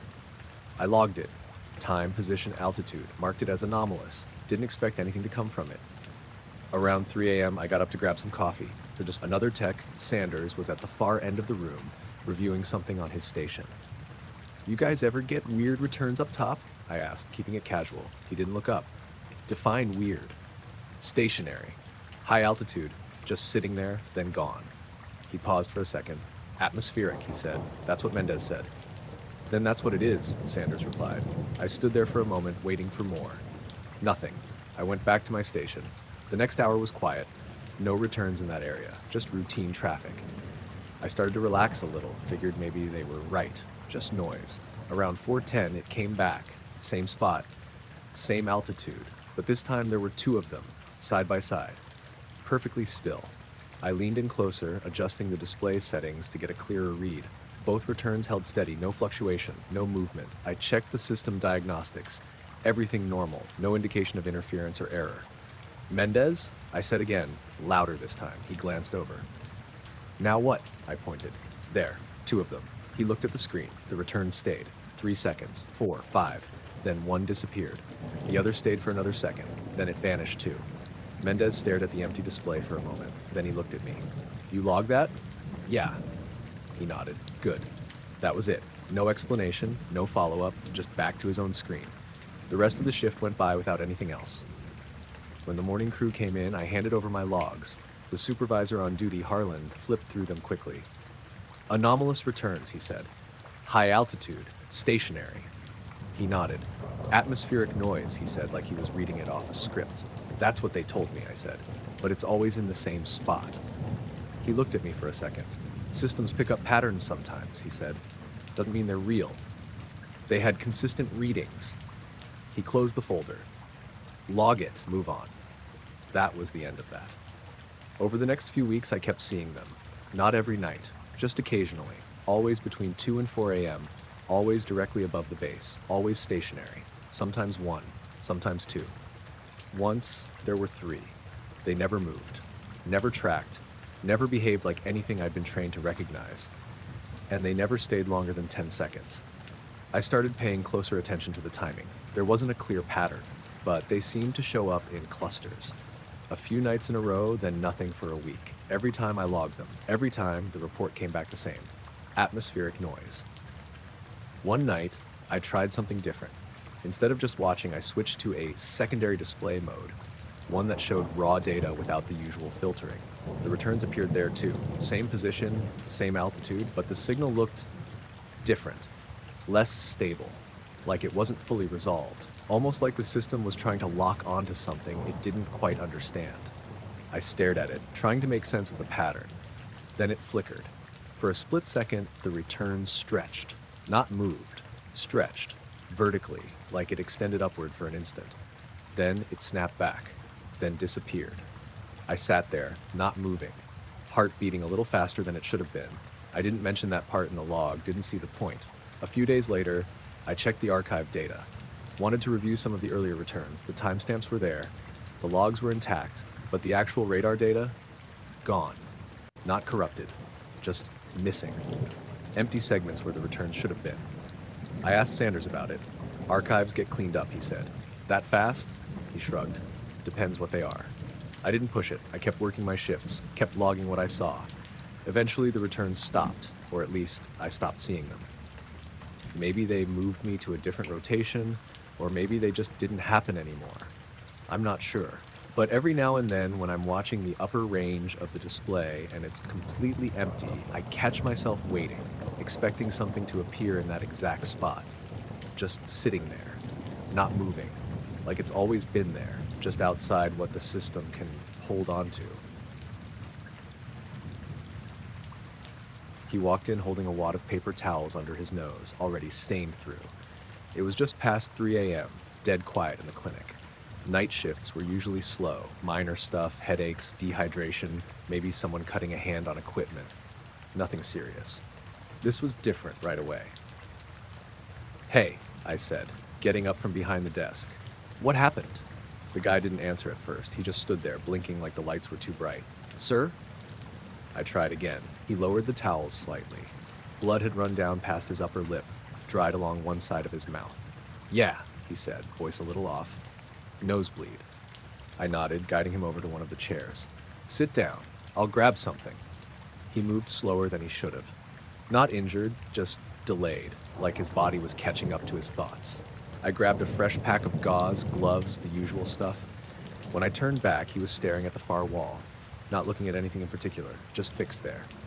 "What's your name?" I asked, sitting across from him. He blinked like he hadn't heard me. "Name?" I repeated. "Derek," he said after a second. "Derek Hall." "All right, Derek, tilt your head forward for me." He did, but it was uneven, like he overcorrected, then adjusted. I replaced the soaked towels with gauze, applied light pressure. "How long's it been bleeding?" He shrugged slightly. "Not sure." 15 minutes? Longer? "I don't know," he said again. I didn't check. That wasn't unusual. People don't usually time things like that, but the way he said it felt empty. "Any injury? Did you hit your face or anything?" "No." "Headache?" He hesitated. "A little," he said. "Earlier." "Still there?" "Not really." I watched him for a moment. His eyes weren't tracking normally, not unfocused, just slow to settle. "Where are you coming from?" I asked. "Work," he said. "Which building?" He didn't answer right away. "The older hangars?" he said finally. I made a note of that, even though it didn't mean much on its own.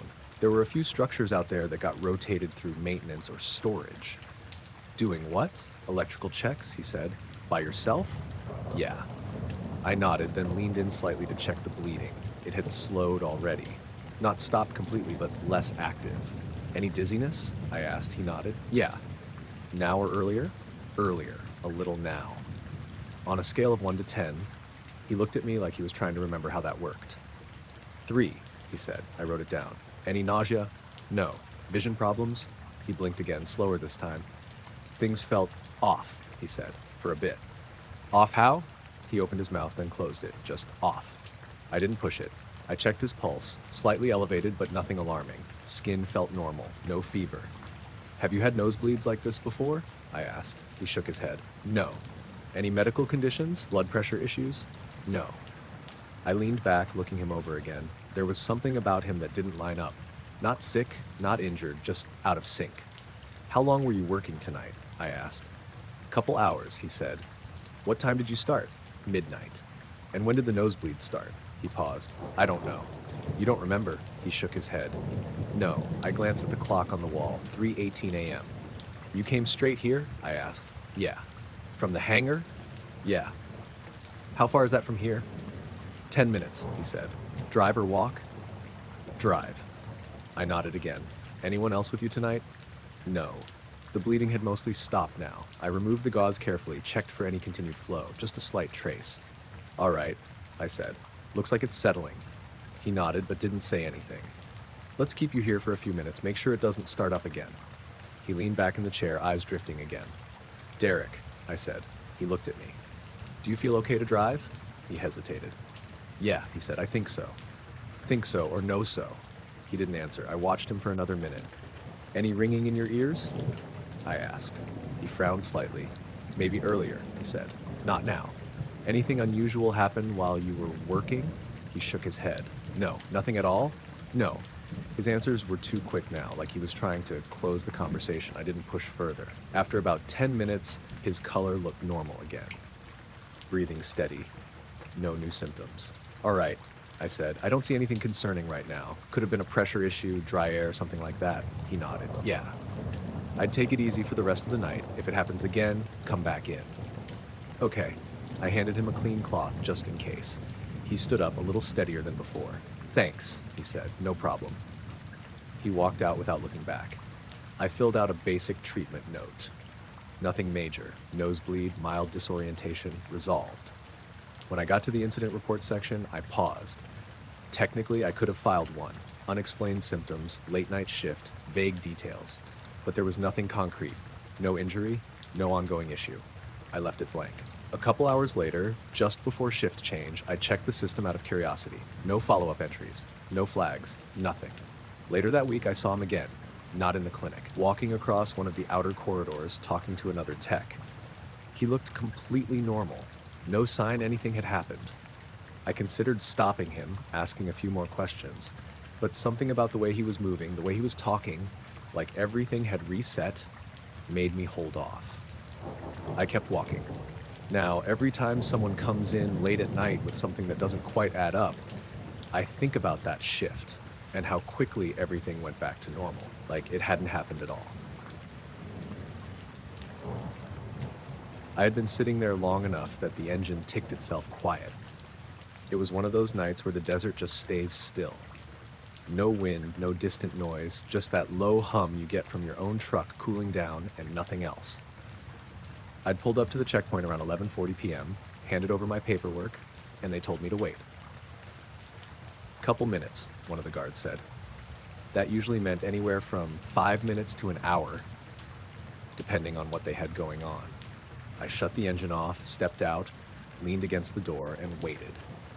The sky was clear. Full moon, bright enough to throw shadows across the ground. You could see everything, every rock, every small rise in the sand, all lit in that pale white light.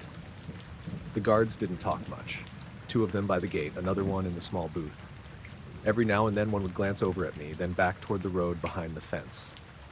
I didn't think anything of it. I've done deliveries out there before. You get used to the quiet, the waiting, the feeling like you're not really supposed to be anywhere near where you are. After about 10 minutes, I checked my watch. 11:52.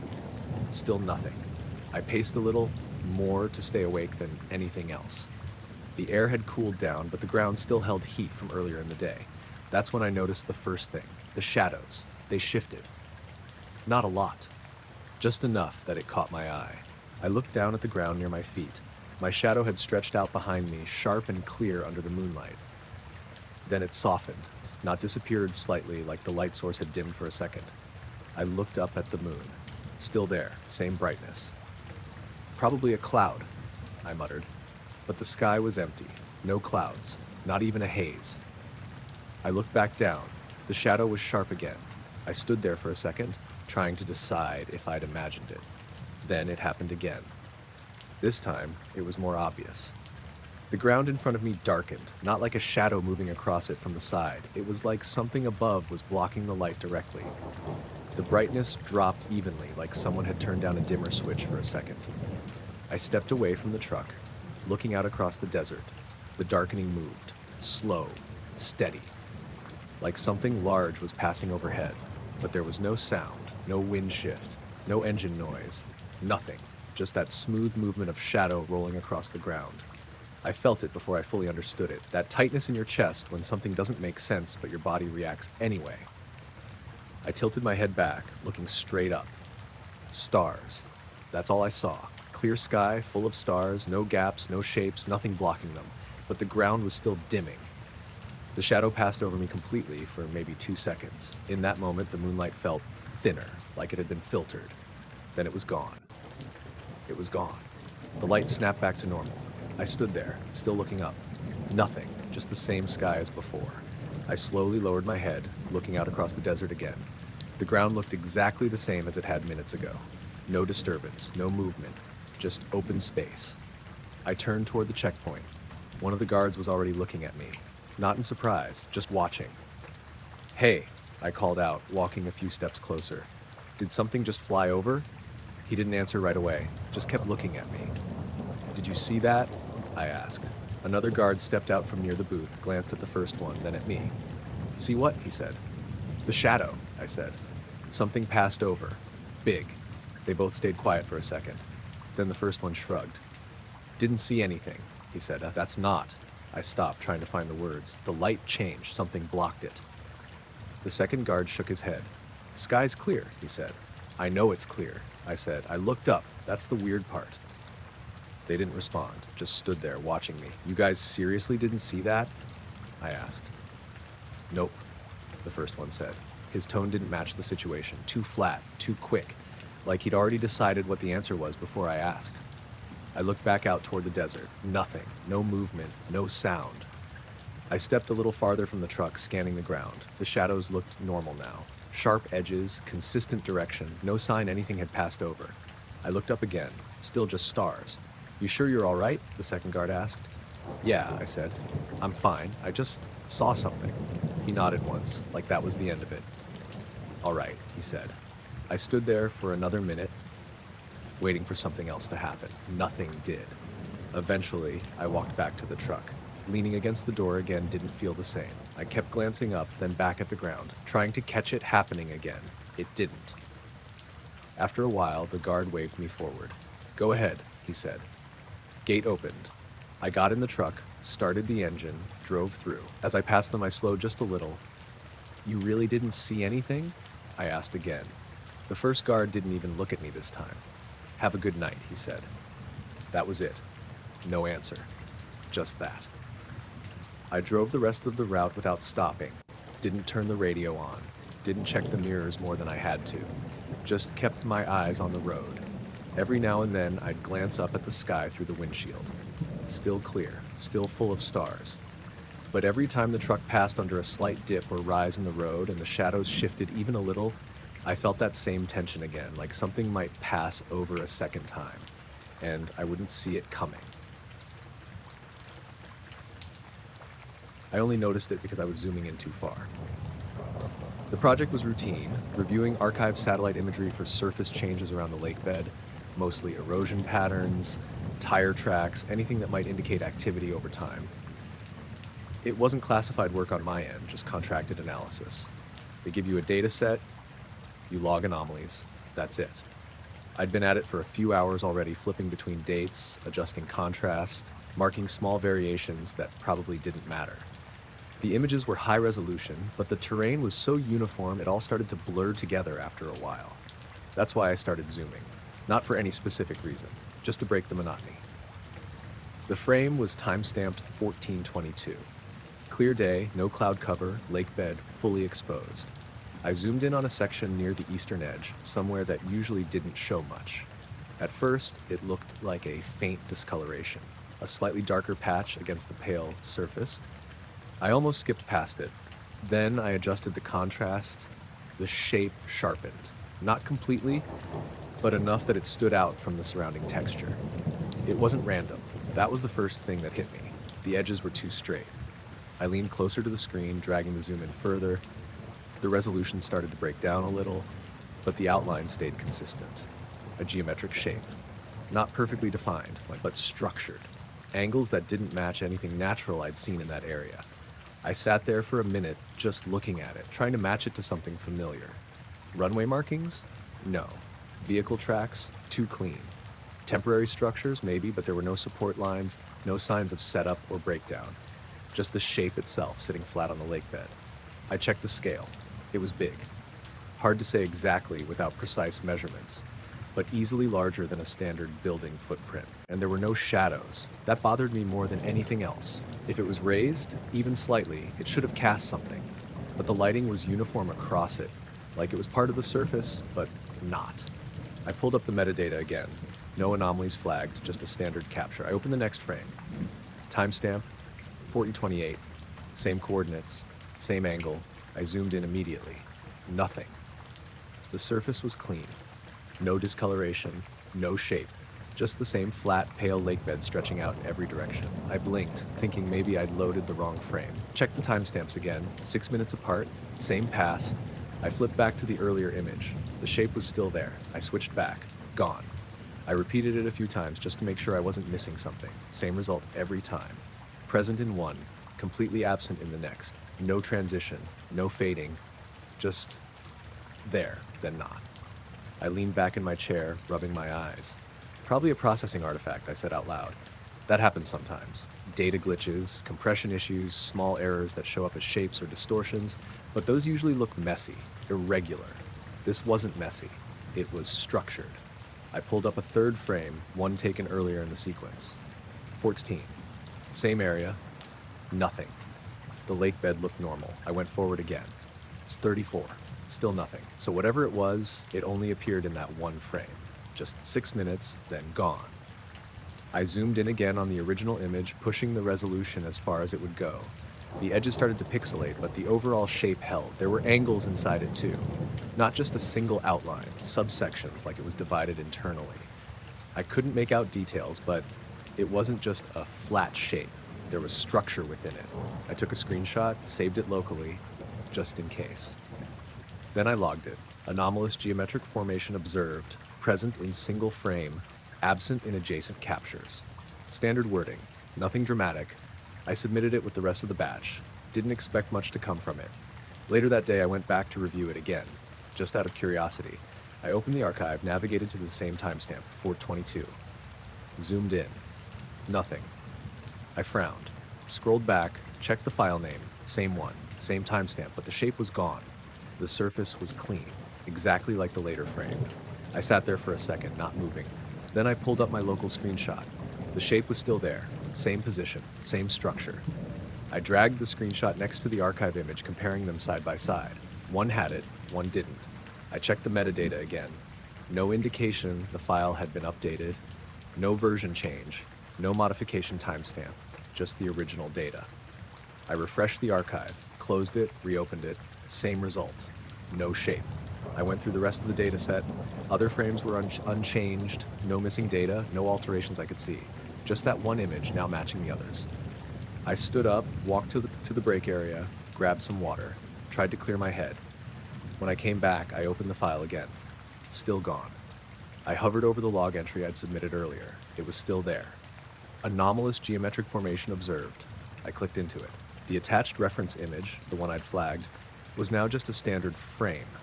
No shape, no anomaly, just the lake bed. I sat back down slowly.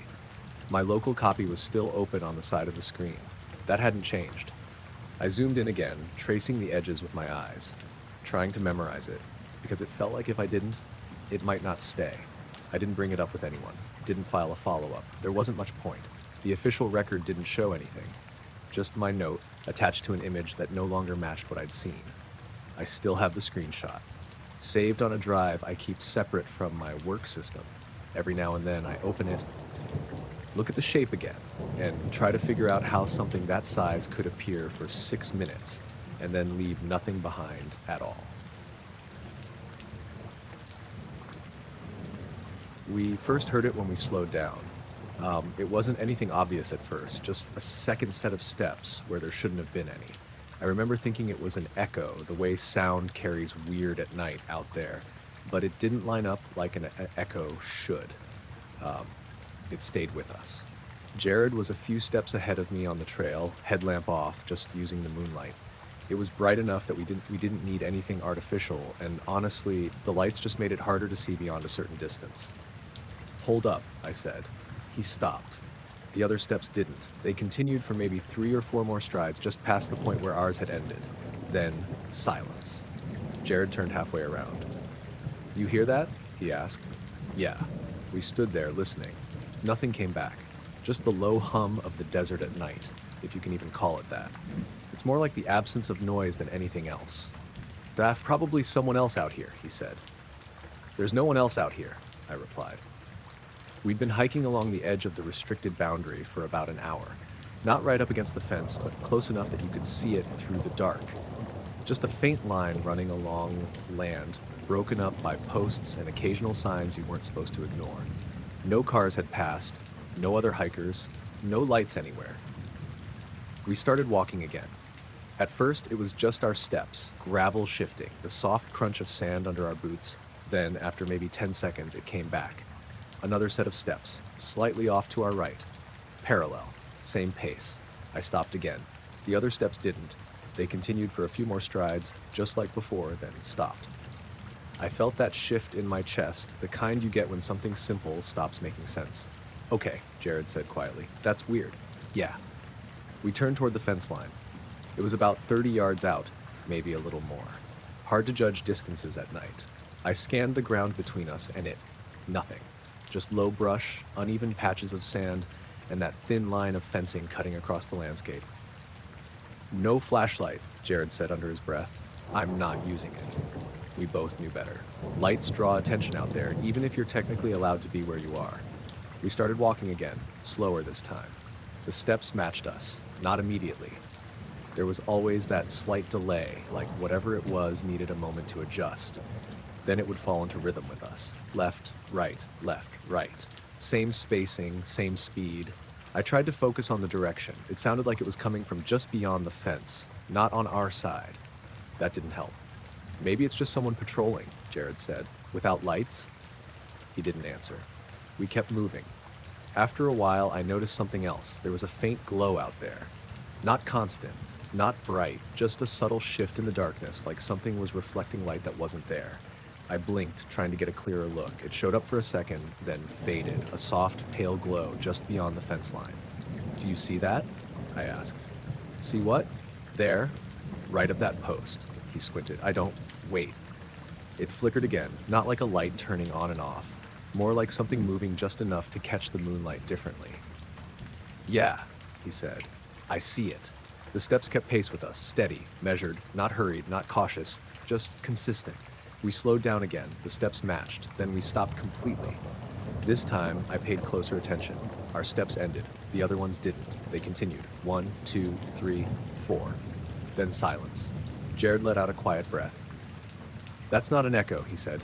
No. We stood there longer this time, neither of us moving, waiting to see if anything else would happen. Nothing did. The glow didn't come back right away. The fence line stayed dark and empty. Let's just keep going, Jared said. Yeah. We started walking again. The steps returned, same pattern, same delay, same pace. I tried to change my speed just to see what would happen. I walked faster. The steps stayed behind for a second, then sped up to match. I slowed down. Same thing. It adjusted, like it was watching us or listening. We walked like that for another 10 minutes. The glow came and went, always faint, always just beyond where we could clearly see. At one point, I thought I saw a shape with it, something taller than the brush, thinner than a person. But it was gone before I could be sure. Did you see that? I asked. Yeah, Jared said. What was it? I don't know. We didn't stop that time. We just kept walking. The steps followed. At some point, we reached a section where the fence curved slightly, pulling away from the trail. The distance between us and it increased. The steps faded, not all at once, just gradually, like the sound was stretching thinner until it was gone. We stopped again, listened. Nothing. Nothing. No glow. No movement. Just the quiet. We stood there for a minute, then another. Let's head back, Jared said. Yeah. We turned around, started retracing our path. For the first few minutes, nothing happened, just our own footsteps again. I started to relax a little. Then, just as we got back to the point where we'd first heard it, the second set of steps came back. Right on cue. Same position. Same pace. I didn't look toward the fence this time. Didn't want to see that glow again. We didn't stop. Didn't change our speed. Just kept walking until we reached the car. When we got inside, doors closed, engine running, I finally looked out toward the fence one last time. There was nothing there. No glow, no movement. Just the same empty stretch of desert we'd seen all night. But even with the engine noise and the headlights on, I could still feel it. Like something had been walking alongside us the entire time. And only stopped because we did. I was halfway through my shift when it happened, just standing there, trying to stay awake. It was one of those cold desert nights where everything feels sharper than it should. No clouds, no wind, just that clear sky that makes every star look close enough to reach. I was posted near one of the outer access roads, not right on the fence, but close enough that you could see it if you walked a little ways out. My partner Ellis was sitting in the truck with the radio on low. We'd been rotating every hour just to keep from getting stiff. I stepped away from the vehicle for a minute, mostly to stretch. My boots crunched on the gravel, loud in the quiet. You notice stuff like that out there. Every little sound feels bigger. I remember looking up at the sky just to pass time. It was completely packed with stars. No gaps, no haze. You could see that faint band of the Milky Way stretching across like a smudge. I stood there for a bit, just staring up, not really thinking about anything. Then something felt off. I didn't notice it all at once. It was more like my brain caught it before I did. A section of the sky looked wrong. I squinted, trying to focus on it. At first, I thought maybe my eyes were adjusting, like when you stare too long and things start to blur. But it didn't go away. It spread. Not fast, just enough that I could tell it wasn't in my head. A patch of stars, maybe the size of my outstretched hand, started to dim. Not disappear completely, just fade, like someone had put a layer over them. I straightened up, trying to get a better angle. The rest of the sky stayed the same, bright, sharp, normal. But that one section kept getting darker. I took a step forward without really thinking about it. The dim area moved, slow, steady. That's when it clicked. It wasn't the stars changing. Something was passing in front of them. I waited for sound, any kind of noise, engine, wind displacement, anything. There was nothing, not even a shift in the air. The dark patch kept moving, sliding across the sky like a shadow that didn't belong there. I remember raising my hand, lining it up with the edge of it. It was bigger than I thought. Way bigger. It stretched past where I could track it without turning my head. "Ellis," I called out, not taking my eyes off it. No answer. He probably had the radio up. "Ellis," I said louder. The truck door opened behind me. "What?" he called. "Look up," I said. He stepped out, boots hitting the gravel, then paused. "What am I?" He stopped mid-sentence. "Do you see that?" I asked. "Yeah," he said, quieter now. We both stood there looking up. The dark shape, or whatever it was, kept moving. No blinking lights, no outline, just the absence of stars where it passed. It wasn't sharp-edged either. The boundary was soft, like the stars were fading as it covered them instead of being cut off. "How high is that?" Ellis asked. "I don't know," I said. It didn't look like anything I'd seen before. Too smooth to be a cloud, too silent to be anything with an engine. And it wasn't reflecting any light at all. If it had been lower, closer to us, it should have blocked the moonlight too. But the ground around us didn't change. Our shadows stayed the same. That part didn't make sense. The sky above dimmed, but the light on the ground didn't. We watched it pass overhead. The darkest part lingered right above us for a few seconds. In that moment, it felt like the air changed. Not temperature exactly, just heavier. Like something was pressing down, but gently. I caught myself holding my breath. Then it moved on. The stars behind it started to come back, not instantly. They faded back in, one by one, until the sky looked normal again. Ellis let out a breath. "What the hell was that?" he said. I didn't answer. I was still looking up, trying to see if anything else followed it. Nothing did. The sky went back to how it had been before. Clear, bright, still. We stood there for another minute, then two, waiting for something else. Nothing happened.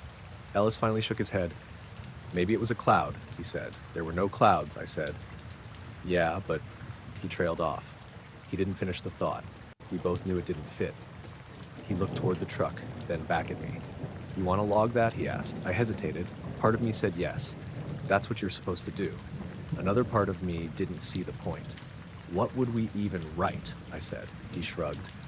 "The unidentified aerial? Something." I looked back up at the sky again. It looked completely normal now. Like nothing had ever been there. "Let's just finish the shift," I said. He nodded. We got back into the truck. Neither of us said much after that. Every so often, I'd glance up through the windshield. Half expecting to see it again, it never came back. But for the rest of the night, I couldn't shake the feeling that something that big, something that silent had just passed directly over us, and we had no idea what it was. I was about 40 minutes into the route when I saw it, and at first I thought it was just something on the windshield. The sun had just started coming up behind me, low and orange, and it was hitting the glass at that angle where every little smudge lights up. I wiped a spot with my sleeve while keeping one hand on the yoke, expecting it to disappear. It didn't. It stayed in the same place, just off the nose of the plane, a little above the horizon. I leaned forward, squinting through the glare. It wasn't on the glass. It was out there. Long. That's the first word that came to mind. Not wide, not bulky, just long. Like a thin column or a rod standing straight up against the sky. I checked my heading, glanced at the GPS, then back up again. Still there. I banked slightly to the right, just a few degrees, to see if the angle would change. It didn't move. That's when I knew it wasn't something far off in the distance, lined up perfectly with my path. If it had been, the slight turn would have shifted it relative to the background, but it stayed fixed, vertical, completely still. "Okay," I muttered. I reached over and adjusted the sun visor, cutting down some of the glare. That helped. The shape became clearer. It looked metallic, but not reflective like a normal aircraft. More like it absorbed the light in a dull way, with just a faint sheen along one edge where the sun hit it. No wings, no visible markings, no blinking lights. Just that long, straight form standing upright in the sky. I checked my altitude. 8,000 feet. The object looked higher than me, but not by much. Hard to tell exactly without reference points. I tapped the radio. "Albuquerque Center. This is Sierra Foxtrot 923. You showing any traffic roughly 10 miles east of my position?" There was a pause. "Negative, 923. You're clear in that sector." I looked back at it. Still there. "Copy," I said. "Just confirming." I didn't want to sound like I was seeing things. I adjusted my heading again, this time more noticeably. 10 degrees right. The object stayed exactly where it was relative to the horizon. No drift, no rotation, nothing. It didn't make sense. Even something stationary in the air should have some movement relative to me as I changed course. This didn't. It was like it was locked in place. I checked my instruments again, more out of habit than anything. Everything normal. No alerts. No warnings. I glanced at the engine gauges. Steady. I looked back up. Still there. The sun climbed a little higher, lighting the sky more evenly. The object became easier to see now that the glare wasn't as harsh. It was longer than I thought. At least 3 times the height I'd initially estimated, and perfectly straight. No tapering, no bulges. Just a clean, vertical line. I felt that slow build of unease in my chest. Not panic, just that creeping feeling that something didn't belong. Albuquerque Center, I said again, trying to keep my voice even. I've got a visual on an object at my 12 o'clock. Appears stationary. You sure there's nothing up here? Another pause. Negative 923. No reported traffic in your vicinity. I swallowed. Copy. I thought about climbing, getting closer, but something about it made me hesitate. Not in a dramatic way, just a quiet, internal check that said maybe don't do that. Instead, I held my altitude and continued forward, watching, waiting for it to do something. Anything. For a few seconds, nothing changed. It just hung there. Then, slowly, it tilted. Not a lot. Just a slight angle off vertical, but the movement was smooth. Too smooth. No wobble. No adjustment. Just a controlled shift. I leaned forward again, gripping the yoke a little tighter. Do you see that? I said out loud, even though I was alone. The tilt increased, from perfectly vertical to maybe a 30-degree angle. Still no sound, still no exhaust. Then it stopped, held that angle for a second, and then it moved. Not like a plane accelerating, not like a helicopter lifting. It just went upward. Fast. There was no buildup, no gradual increase in speed. It was like it skipped the part where motion starts. One moment it was there, angled in the sky. The next, it was already higher, moving away at a speed that didn't match anything I'd seen before. I tracked it with my eyes as long as I could. It didn't leave a trail, no contrail, no distortion, just that same dull metallic shape getting smaller. Then it was gone. Not faded, not obscured, just out of sight. I sat there for a second, staring at the empty sky. My hands were still on the controls, but I wasn't really aware of them. Albuquerque Center, I said finally. Go ahead, 923. I hesitated. There wasn't a good way to say it. I had a visual on an object, I said. It just departed the area. No transponder, no exhaust. Are you sure you've got nothing? Affirmative, the controller replied. We're not showing any contacts near your position. I looked at the sky again. Clear. Empty. Copy, I said. I didn't push it further. What was I going to say? That something had been hovering vertically in the sky and then shot upward without any kind of propulsion? I finished the route, kept checking the sky every few minutes. Nothing else showed up. When I landed, I sat in the cockpit for a while before shutting everything down. Just thinking it through. Trying to find a way to explain it that made sense. I checked my logs, my instruments. Everything looked normal. No anomalies. No recorded events. Later, I pulled the flight data, went through the timestamps around when I'd seen it. Nothing. No indication of anything unusual. Just a steady flight path. Same altitude, same speed. I still fly that route sometimes. Same time of day, same conditions. Every now and then, I catch myself looking out at that section of sky, expecting to see it again, but it's always empty. Like it was never there in the first place. I was down in the utility corridor when I first heard it, and at that point I thought it was just another loose pipe. Overnight shifts were usually quiet. Most of the base powered down to a low hum, and the only people still moving around were maintenance or security. I'd been called out to one of the older hangars, Hangar C12, if I remember right, because of a pressure drop in the water line feeding one of the interior units. Nothing unusual. I'd done that same kind of repair dozens of times. The corridor ran along the backside of the hangar, concrete walls, low ceiling, pipes running overhead, and along the floor. Everything painted the same dull gray, with stenciled labels that had faded over time. It was cold down there. Not freezing, just that steady chill you get underground. I had my flashlight clipped to my shoulder, hands-free while I worked. The leak itself wasn't anything major. Just a worn gasket at a joint, slow drip, easy fix. I'd already shut off the section and was halfway through replacing the fitting when I heard it, a scraping sound. Faint. Metal on something hard. I stopped, holding the wrench in place. Listened. Nothing. Just the quiet hum of the pipes. I went back to work. A few seconds later, it came again, longer this time. A slow drag, like something being pulled across concrete. I straightened up, turning my head slightly, trying to figure out where it was coming from. The sound didn't echo the way you'd expect in a space like that. It wasn't bouncing around, it felt directional. Below, I crouched down, putting a hand against the floor. Concrete. Solid. The sound came again. Slow. Deliberate. Like whatever was making it wasn't in a hurry. I tapped the floor lightly with my knuckles.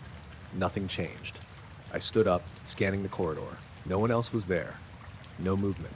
Just rows of pipes in that same dull gray stretching in both directions. Probably just expansion, I said to myself. Temperature changes can make pipes shift, scrape against supports. It wasn't unusual, except this didn't sound like that. It had a rhythm. Not regular, but intentional. I finished tightening the fitting, wiped my hands on a rag, and stayed still for a minute. The sound came back. This time it was clearer. Closer. A drawn-out scrape, followed by a pause, then another. Had like something being dragged, then set down, then dragged again. I felt that small shift in my chest. Not fear exactly, just that feeling when something doesn't line up. I walked a few steps down the corridor, following the direction it seemed to be coming from. The light from my shoulder moved with me, casting long shadows along the walls. The sound adjusted, not louder, not softer. Just there. I stopped again. It stopped too. I waited, and I took another step. It started again. Had the same pattern. Scrape, pause, scrape. I crouched down again, pressing my palm flat against the floor. This time I felt it. A faint vibration. Not strong enough to rattle anything, just enough to register, like something heavy moving somewhere below. I pulled my hand back. There wasn't supposed to be anything below. That corridor was the lowest level. At least, that's what the plan said. I stood up, suddenly aware of how quiet everything else was. No airflow noise, no distant footsteps. Had just that scraping. I turned back toward my tools, half thinking I should just finish up and get out. Then the sound changed. It got closer, not by distance, but by clarity.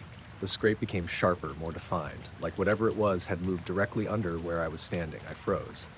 The vibration came through the floor again, slightly stronger this time. Slow. Heavy. Then it stopped. Completely. Just gone. I stayed there, not moving, waiting for it to start again.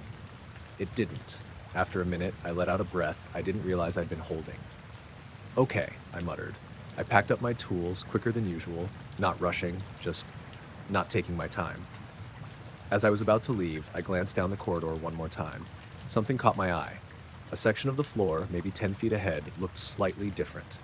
Not a big difference, just a faint line running across it. I walked over, crouched down, ran my fingers along it. It was a seam, perfectly straight, like a joint between two slabs of concrete, but I didn't remember seeing it before, and it didn't show up on any of the maintenance diagrams I'd worked from. I tapped it with the end of my wrench. The sound was dull, solid, same as the rest of the floor. I stood up, stepping back. The corridor looked normal again, just pipes and concrete. I headed out, climbed the stairs back to ground level.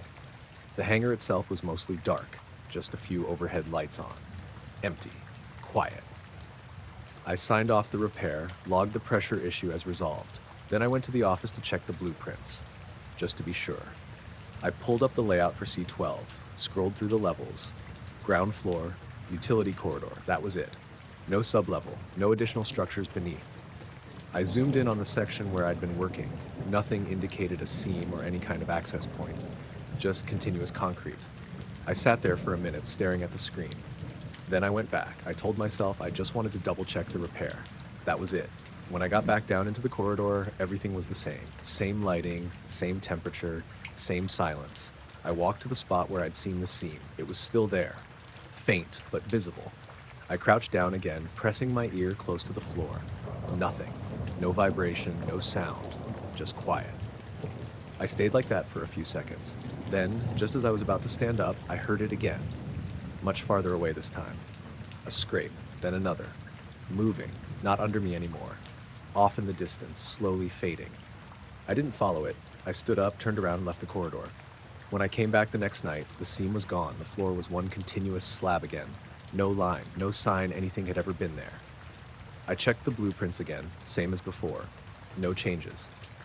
I still get called out to that hangar sometimes. Same corridor, same pipes. Every now and then, when it's quiet enough, I catch myself stopping, just listening, waiting to hear that sound again. But it hasn't come back, not yet. We had been out there for maybe an hour already when the lights showed up, and by then we'd settled into that quiet rhythm where nobody talks much anymore. It was me, my brother Eli, and two of his friends, Marcus and Tori. We'd parked off one of the dirt pullouts along the highway, a spot people used for watching the sky. Nothing official, just a wide patch of gravel far enough from the road that passing headlights didn't ruin your night vision. It was cold. Not freezing, but the kind of dry cold that creeps in once the sun's been gone for a while. We had jackets on, hands shoved in pockets, leaning against the cars and looking up. The sky was clear, completely open, stars everywhere, no haze, no clouds. You could see satellites moving if you stared long enough. Those slow, steady points of light crossing the sky in straight lines. We'd already pointed out a couple of those. "That one's got to be a satellite," Marcus said at one point, following a faint dot moving west. "Yeah," Eli said, too steady for anything else. We watched it drift until it faded into the distance. After that, things got quiet again. Tori had a small pair of binoculars and she was scanning around randomly, not really looking for anything specific. I remember shifting my weight, glancing down at my phone for the time, 11:18. When I looked back up, I noticed one light that hadn't been there before. At least, I didn't think it had. It was brighter than the surrounding stars, but not blinking like an aircraft. Just a steady white point sitting higher than most of what we'd been watching. "Hey," I said, pointing. "That one new?" Eli followed my finger. "Which?" "Up there, slightly left of that cluster." He squinted. "Maybe. Hard to tell." Tori lifted the binoculars. "I see it," she said. "It's not moving." Marcus looked up too. "Could just be a star we didn't notice," he said. "Yeah, but it's brighter," I said. We stood there watching it. It didn't move, didn't flicker, just stayed fixed. After maybe 10 seconds, another light appeared, not by drifting into view. It just was there. A little lower and to the right of the first one. Same brightness, same steady white. Tori lowered the binoculars slightly. "Okay, that one wasn't there," she said. "You sure?" Marcus asked. "Yeah, I was looking right at that area." We all focused on the two lights now. They didn't move, didn't blink, didn't change brightness, just hung there. Then the third one appeared. Higher up, completing a triangle. Perfect. Not roughly triangular, not slightly off. Perfect. Each point evenly spaced, forming a clean shape that didn't distort no matter how long you stared at it. "All right," Eli said quietly. "That's weird." No one laughed. No one made a joke. We just stood there looking up. "Drones?" Marcus said. "At that height?" I asked. "They're not moving," Tori added. "Drones drift." He didn't answer. The three lights stayed exactly where they were. No shifting, no wobble, nothing. I tried to line them up with something in the background, just to see if they were actually fixed, or if it was some kind of illusion. They stayed locked in place relative to the stars around them, which didn't make sense. If they were closer to us, they should have shifted slightly as we moved our heads, but they didn't. "How far up do you think that is?" Eli asked. "No idea," I said. It felt high, higher than any aircraft I'd seen from the ground.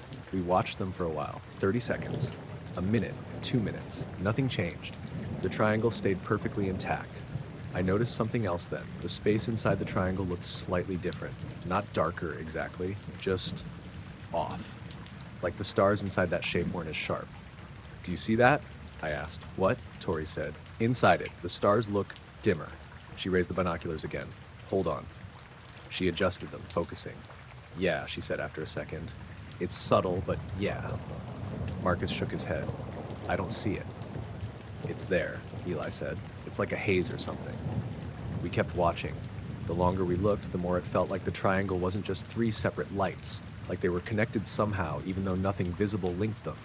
The formation didn't drift, didn't rotate, didn't change shape, it just stayed there, perfectly still. I checked my phone again. 11:23. We'd been looking at it for about 5 minutes. "Why isn't it moving?" Marcus said. No one answered. There wasn't a good explanation. Then, all at once, the lights dimmed.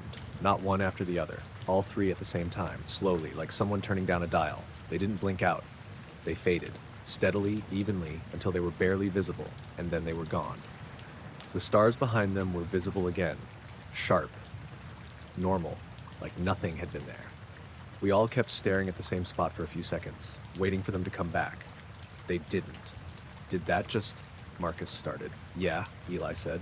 Tori lowered the binoculars. That wasn't normal, she said. No, I said.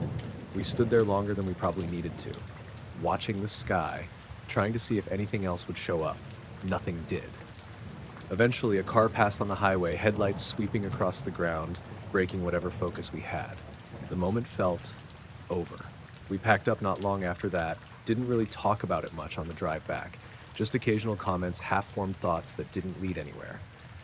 When I got home, I went back outside for a minute, looked up at the sky again, same stars, same patterns, everything where it should be. But I kept looking at that spot, the exact place where the triangle had been, expecting for some reason that it might still be there. Just faint enough that I'd missed it the first time. It started as something people joked about, the way stuff does when nobody wants to say it outright. I'd only been on base a few months when I first heard it.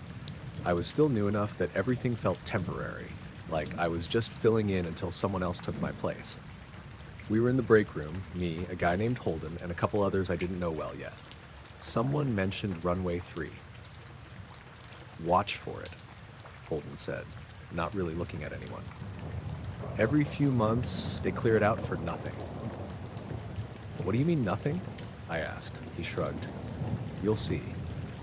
Nobody laughed. That was the part that stuck with me. Usually when someone says something like that, it turns into a joke. Someone rolls their eyes, calls it a ghost story, whatever. That didn't happen. The conversation just moved on. I forgot about it for a while, until the first time it happened. I was on a late shift, posted near one of the service roads that ran parallel to the airfield. Not close enough to interfere with operations, but close enough to see the runways clearly if anything was happening. It was one of those nights where the air felt thick. Not humid, just dense. There was a low haze sitting over the ground, barely visible unless you looked at the lights through it. Around 2 a.m., the radio crackled. "Stand by for temporary runway clearance," a voice said. No call sign, no details, just that. I glanced toward the main strip, runway 3. The lights came on, all at once. Not the usual sequence where they step up gradually, just full brightness, stretching out into the dark. I straightened up, watching. A couple of security vehicles rolled into position along the edges. Black SUVs, no markings. They spaced themselves out evenly, headlights off, just parked there facing inward. "Who's coming in?" I asked over the radio. No answer. I tried again. "Control, do we have incoming traffic on 3? Static. Then, negative. Maintain position. That was it. No explanation. I looked back at the runway. Everything was set like a normal arrival. Lights on, vehicles in place, but the sky was empty. I waited. 5 minutes. 10-0. No sound of engines, no distant lights approaching, just the haze and the glow of the runway cutting through it. After about 15 minutes, the lights shut off. At once. The vehicles pulled away one by one, disappearing back into the dark. And that was it. No arrival, no departure, nothing. The next day, I checked the logs. There was no record of any scheduled landing. No notes, no mention of runway activity at that time. I asked Holden about it. He just nodded. "Yeah," he said. "That's what I meant." "What is it?" I asked. He shook his head. "Don't know. Doesn't show up anywhere." I didn't push it. It felt like one of those things you weren't supposed to dig into. A couple months went by, I almost forgot about it again. Then it happened a second time. Same pattern, same call over the radio, same sudden activation of the runway lights, same vehicles lining up. This time I was farther out, closer to the perimeter road, where the ground drops off slightly before leveling out again. You could see the runway, but through more of the haze. It was thicker that night, low to the ground, drifting just enough to distort the lights. I stepped out of the vehicle, leaning against the door, watching. Something felt different this time, not the setup, just the air. It was quiet, too quiet. Even the usual background noise seemed dampened. I checked my watch, 2:11. The lights had been on for a few minutes already, still no sign of anything approaching. Then I noticed it. At first, I thought it was just the haze shifting. A darker patch within the fog, directly above the far end of the runway. I squinted, trying to focus on it. It didn't move like fog should. It held its shape, barely visible, just enough contrast to stand out if you looked directly at it. I took a step forward. The shape became clearer, not defined, not sharp, just a darker presence against the lighter haze. It was descending, slowly, no sound, no lights, just that dark mass lowering itself toward the runway. I felt my grip tighten on the door. "Do you see that?" I said into the radio. No response. The shape continued down, still no noise, no air displacement. The haze around it didn't swirl or shift the way it should have if something large was moving through it. It just passed through. I couldn't make out details. No wings, no edges, just a general outline. Big, bigger than anything I'd seen land there before. It reached the level of the runway. For a second, it seemed to hover. Then, it was gone. Not gone like it flew off. Gone like it blended into the haze and stopped being visible. The runway lights stayed on. The vehicles didn't move. Everything held, like they were waiting. I stood there, staring at the spot where it had disappeared, waiting for something else to happen. Nothing did. After a few minutes, the lights shut off again. The vehicles pulled away, same as before. I got back into the truck, hands still on the wheel, not starting the engine right away. I looked at the runway one more time. It was empty, completely, like it had been all night. The next morning, I checked the logs again. Same result, nothing recorded, no scheduled arrivals, no unscheduled ones either. Just a gap where that time should have been. I didn't ask anyone about it this time, didn't bring it up. But every few months when I heard that call come over the radio, stand by for temporary runway clearance, I'd find a spot where I could see runway 3, and I'd watch. Most of the time it was like the first time. Lights, vehicles, nothing else. But every now and then, when the haze was just right, I'd see that darker shape again, coming down slow, silent, like it had all the time in the world. I woke up because the cab was shaking, not violently, just enough that I thought the engine was still running. It took me a second to remember where I was. I'd pulled off onto one of those wide dirt shoulders a few miles out from the facility. They'd told me to be there before sunrise, so instead of trying to time it perfectly, I just parked early and slept in the cab. The truck was off. Keys still in the dash. Everything quiet. Except it wasn't. The vibration came through the frame of the truck, up through the seat, and into my back. Low and steady, like something big running far away underground. I sat up slowly, looking around. The sky outside the windshield was still dark, but just barely. That gray blue you get right before dawn starts pushing through.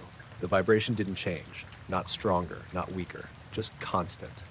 I leaned forward, checking the dash. All the gauges were dead. Engine off, battery normal. I put a hand on the steering wheel. I could feel it there too. A faint tremor, like a distant engine idling. "What the hell?" I muttered. I pushed the door open and stepped out. The air hit me cold. Desert cold, dry and quiet. The ground under my boots felt the same as the truck, subtle movement, just enough to notice if you paid attention. I stood there for a second, trying to figure out where it was coming from. No vehicles on the road, no lights in the distance, nothing moving, just that low vibration, steady and constant. Then I noticed the sound. It wasn't loud, more like a hum sitting underneath everything else. Not mechanical exactly, just a tone that matched the feeling in the ground. I turned slowly, scanning the horizon. The mountains were off to the east, dark shapes against the lighter sky. That's where I saw it. At first I thought it was just the sun coming up early. A faint glow sitting above the ridge, but it wasn't the right color, too pale. More white than orange. And it wasn't spreading the way sunlight should. It stayed contained, circular. I took a few steps away from the truck, getting a clearer view. The glow hovered just above the mountain line. Perfectly still, no flicker, no movement, just hanging there. The vibration in the ground continued, same steady pulse. I stood there, staring at it, trying to make sense of what I was looking at. It didn't look like a light source, more like something reflecting light. Except there was nothing behind it to reflect from. I rubbed my eyes, thinking maybe I was still half asleep. When I looked again, it was still there. Same size, same position. "How far is that?" I said out loud. It looked distant, but the scale felt off. like it was either much bigger than it appeared or closer than it should have been. The edges of it were soft, not sharply defined, just a smooth, circular glow that blended slightly into the sky around it. I pulled my jacket tighter, stepping forward again. The ground vibrated under each step. I could feel it through the soles of my boots now, more clearly than before. The hum seemed a little louder too, or maybe I was just focusing on it more. I looked back at the truck for a second, making sure I wasn't imagining that too. It sat there still, faintly shaking. When I turned back, the glow had changed. Not much, just slightly dimmer. I frowned, watching it. It didn't move, didn't rise or fall, just lost intensity, slowly, like something was turning it down. I reached into my pocket, pulling out my phone. My hands felt stiff, slower than usual. I unlocked it, opened the camera. By the time I looked back up through the screen, the glow was fading faster. "What? Hold on," I said, stepping forward again. The camera didn't pick it up well. It looked like a faint smudge on the screen, barely visible. I lowered the phone, trying to look at it directly again. It was almost gone, just a thin outline of light left. Then that faded too, and the sky went back to normal, just the early morning light starting to build behind the mountains. The vibration stopped. Not gradually, just cut out. The ground went still, the hum disappeared, everything went quiet again. I stood there for a long time, staring at the spot where the glow had been, waiting for it to come back. Nothing did. The sun started to rise properly then, casting light across the desert. The mountains took on that usual brown-orange color. Everything looked normal. I looked down at my phone. The video was still recording. I played it back. All I saw was darkness and a faint hint of light near the horizon. No clear circle, no defined shape, just grainy footage that didn't match what I'd seen. I got back into the truck, hands still a little shaky. Started the engine. The vibration from before was gone. Everything felt solid again. I drove the rest of the way to the facility valley without stopping. Didn't see anything else. When I got there, I asked one of the guys unloading the materials if they'd felt anything that morning. "Like what?" he said. "Ground shaking," I said. "Around dawn." He shook his head. "Nothing," he said. I didn't push it. I just signed the paperwork and left. Every time I drive that route now, I try to time it so I'm not parked out there before sunrise. But sometimes schedules don't line up. And if I do end up stopping along that stretch, I don't sleep as deeply anymore. I keep waking up, listening for that low hum, waiting to feel the truck start shaking again. I first noticed it because the shadow moved before I did. I was out there just after sunset, working on a section of perimeter floodlights that had been acting up for a couple weeks. Nothing urgent, just flickering and inconsistent brightness. They'd finally decided to send someone out to replace the wiring. It was me and a guy named Rivas, but he stayed back near the truck most of the time, handling the radio and logging the repair. I was the one actually out by the fence. The sun had just dipped below the horizon, leaving that dull orange glow along the edge of the desert. The floodlights were already on, casting long, sharp shadows across the sand. I had my toolkit open at the base of one of the poles, unscrewing the panel to get at the wiring when I saw it. A shadow sliding across the ground. At first, I thought it was mine, but I hadn't moved.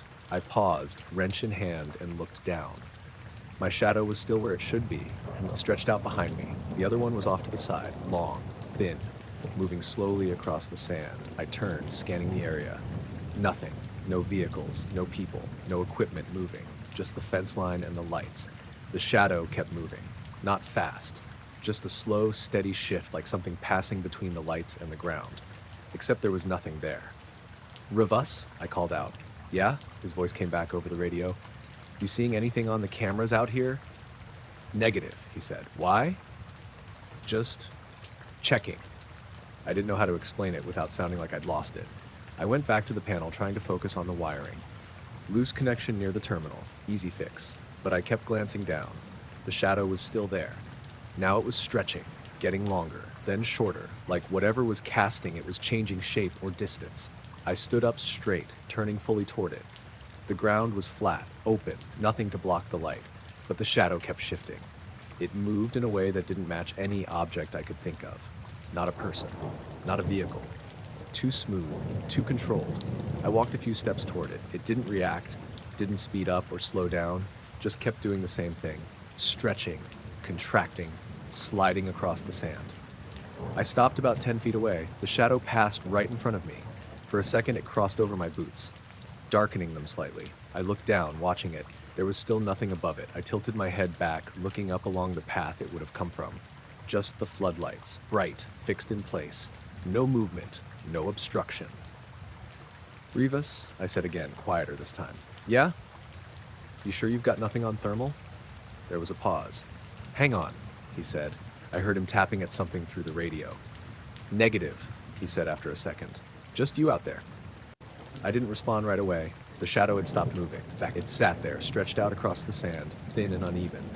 Then it started again, slowly pulling back on itself, like it was retracting. I crouched down, reaching out toward it. My hand passed through empty air.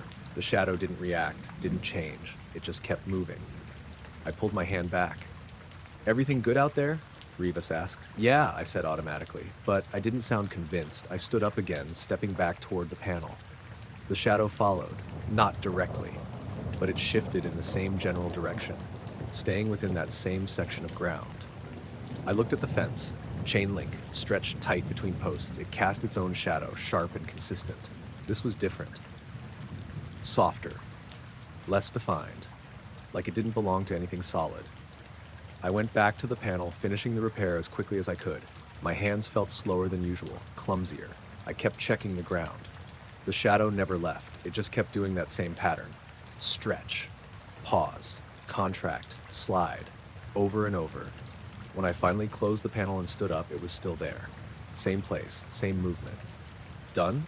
Rivas asked. "Yeah," I said. I packed up my tools, keeping my eyes on the ground the whole time. The shadow drifted slightly to the left, then back again, like it was staying within a boundary I couldn't see. I took a few steps back toward the truck. The shadow didn't follow. It stayed where it was. Still moving, still changing.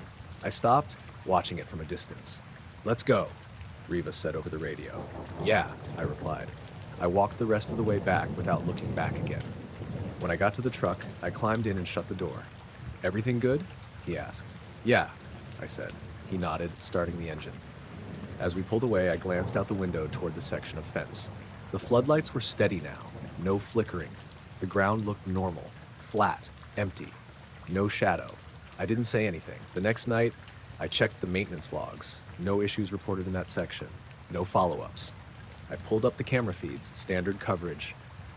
Thermal showed nothing but the usual temperature differences in the ground. No movement, no anomalies. I didn't mention it to anyone. Didn't write it up. There wasn't anything to write. Every now and then, I get sent back out to that same stretch. Same lights, same fence, same flat sand. I still check the ground when I'm out there, just in case. But I haven't seen it again. Not yet. I noticed it because it wasn't moving when everything else was. Night shifts in the radar room were usually slow. You spent most of the time watching patterns repeat, planes following routes, occasional training flights cutting across restricted sectors, the usual background noise that never really changed. I'd been there a couple years by then, long enough that you start recognizing what normal looks like without thinking about it. That night, the wind at altitude was strong. You could see it in the drift of high returns, the way certain readings smeared slightly in one direction over time.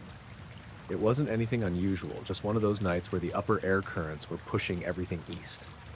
Everything except this one return. It showed up just after midnight. At first I thought it was a glitch, a faint blip, high up, almost at the edge of our effective range. I leaned closer to the screen, adjusting the gain slightly. The signal sharpened, small, clean, stationary. I frowned, tapping the console lightly. "Come on," I muttered. Sometimes you get ghost returns, reflections bouncing off layers of atmosphere, stray signals that don't correspond to anything real. They usually flicker, fade in and out, shift slightly. This didn't. It held steady. I checked the altitude estimate. High, higher than anything we normally tracked. I ran a quick cross-check against transponder data. Nothing. No identification, no flight plan, no matching signal. "All right," I said quietly. I logged the initial detection, marking it as unidentified. Standard procedure. Then I waited. If it was a glitch, it would disappear. If it was an aircraft, it would move. 5 minutes passed, the return didn't change. Same position, same intensity. I checked the wind data again, just to be sure. Strong lateral movement at that altitude. Anything up there should have drifted. This didn't. It sat directly over the base, unmoving. I keyed the internal line. "Hey, you seeing anything unusual up top tonight?" I asked. A guy named Kessler answered, "Define unusual." "High altitude return, no transponder, holding position." There was a pause. "Negative," he said. "I've got clear air." I glanced back at my screen. The return was still there. "Check again," I said. Another pause. "Nothing," he repeated. "You sure it's not noise?" "Doesn't look like it." I hung up, staring at the display. I adjusted the settings again, filtering out lower-level clutter. The return stayed, unchanged. I leaned back in my chair, rubbing my eyes, then I looked again. Still there. 10 minutes in, it started to feel less like a glitch and more like something I couldn't explain. It wasn't just stationary, it was perfectly stationary. No drift, no wobble, no variation in signal strength, like it was locked in place. I opened a secondary display, pulling up historical data for comparison. Everything else showed expected movement. Only that one return stayed fixed. 15 minutes. Still there. I checked the time. 12:17 a.m. I logged another note. Object maintaining fixed position. No lateral movement despite wind conditions. I hesitated before typing that last part. It sounded wrong even as I wrote it. At around the 20-minute mark, I started noticing something else. The signal wasn't fluctuating at all. Even distant aircraft usually show slight variations. Minor changes in return strength as angles shift, as atmospheric conditions vary. This didn't. It was consistent. Flat. Like a constant value. I tapped the screen lightly, as if that would somehow make it change. "Move," I said under my breath. It didn't. I stood up, stretching, walking a few steps around the room. When I came back, it was still there, exactly where I'd left it. I checked the timestamp again, 12:24, 23 minutes since initial detection. Then, without warning, it disappeared. Not gradually, not fading out, just gone. One frame it was there, next frame, nothing. I leaned forward, scanning the surrounding area. No sign of it, no movement away from the position, no trace, just empty space. I sat there for a second, staring at the spot where it had been. Then I checked the system logs. The data should have still been there. The recorded track, the timestamps, everything. I pulled up the file. It was there, but it wasn't what I expected. Instead of an unidentified object entry, the file was labeled Calibration Test. I frowned, scrolling through it. The timestamps matched, the duration matched, but the description had changed. No mention of a real object. Just a note indicating system calibration at high altitude. I leaned back, confused. We didn't run calibration tests like that. Not during active monitoring, and not without notification. I checked the schedule. No calibration was listed for that time. I opened the earlier logs. The initial entry I'd made was still there, but the object classification had been overwritten. I scrolled through the data again. Everything lined up with what I'd seen, except the label. I picked up the phone, dialing Kessler again. "Hey," I said when he answered. "You run any calibration tests tonight?" "Negative," he said. "Why?" "I've got a file here marked calibration, but I don't remember running anything." There was a pause. "Which system?" "Primary radar," I said. Another pause. "Not on my end," he said. "You sure it's not scheduled?" "Checked already, nothing listed." He didn't respond right away. "Probably just a system update," he said finally. "Maybe," I said, but it didn't sound convincing. I hung up, staring at the screen again. The return was gone. The data was there, but reclassified. Everything looked normal now, like nothing unusual had happened. I sat there for the rest of the shift, watching the sky the way I always did. Everything moved like it should. Everything behaved normally. But every now and then, I found myself looking back at that spot, the exact point where the object had been, waiting to see if it would show up again. It didn't, at least not that night. But the next time I saw a faint return at that altitude, something small, something still, I didn't assume it was a glitch anymore. I noticed it when I leaned on it to tie my boot. It wasn't hot enough to burn or anything, just wrong. Like when you touch a car hood that's been sitting in the sun too long, except we were inside a warehouse with no windows and the AC running. I pulled my hand back and touched it again, slower this time. Still warm. I stood there for a second, looking at the crate like I expected it to explain itself. Row after row of them, all identical. Matte gray, reinforced corners, standard locking bars. The kind of stuff you don't think twice about after a while. My job was just to wipe them down, log serial numbers if they were visible, and move on. Most of them felt like they should. Cool, or at least neutral. This one didn't. I pressed my palm flat against it. Warm, steady. Not fading. "Hey, Luis," I called out. His voice came back from somewhere down the aisle. "Yeah? Come here a second." He walked over, dragging a rag along the side of another crate as he came. "What?" I stepped aside. "Touch this." He gave me a look. "Why?" "Just do it." He sighed and put his hand against the metal. Then he paused. "Okay," he said slowly. "Right?" I said. He pressed harder, like that would change it. "That's weird." Everything else is cold. He moved his hand to the crate next to it. "Yeah, this one's normal." Then back to the warm one. "This isn't." We both stood there for a second, like not really sure what to do with it. "Maybe it was just moved in," he said. "From where?" I asked. "It's been sitting here since the start of the shift." He shrugged. "I don't know. Maybe something inside holds heat." "There's no power hooked up," I said, pointing to the floor. "No cables, no connections. Just the crates sitting on bare concrete." Luis tapped the side lightly with his knuckles. It sounded solid, same as the others. "Feels like it's on, though," he said. That was the thing I couldn't quite explain. It didn't just feel warm, it felt active, like there was something going on inside, even if there wasn't any noise or movement. I leaned in closer. The air around it felt different. Not hot, exactly, just thicker, like the pressure changed a little. "You feel that?" I said. Luis leaned in too. "What?" "Just right here." He stood there for a second, then shifted back. "Yeah," he said. "That's weird. It reminded me of the air before a storm, back when I lived in Arizona. That kind of static feeling, like everything was about to snap. Except we were indoors, no storms, no weather, just a sealed warehouse." I checked the label on the side of the crate. It was there, but it didn't say much, just a code and a barcode. No description, no origin. "Doesn't say anything," I said. Luis shrugged again. "Half this stuff doesn't." I wiped the side of it with my rag, more out of habit than anything. The cloth dragged slightly, like the surface had a bit more resistance than the others, not enough to be obvious, just enough that I noticed. "Feels different too," I said. Luis didn't respond. He was staring at it now. "You hear anything?" I paused, listened. At first, nothing. Then, maybe something. It was faint, so faint I wasn't sure if I was imagining it. A low, almost inaudible sound.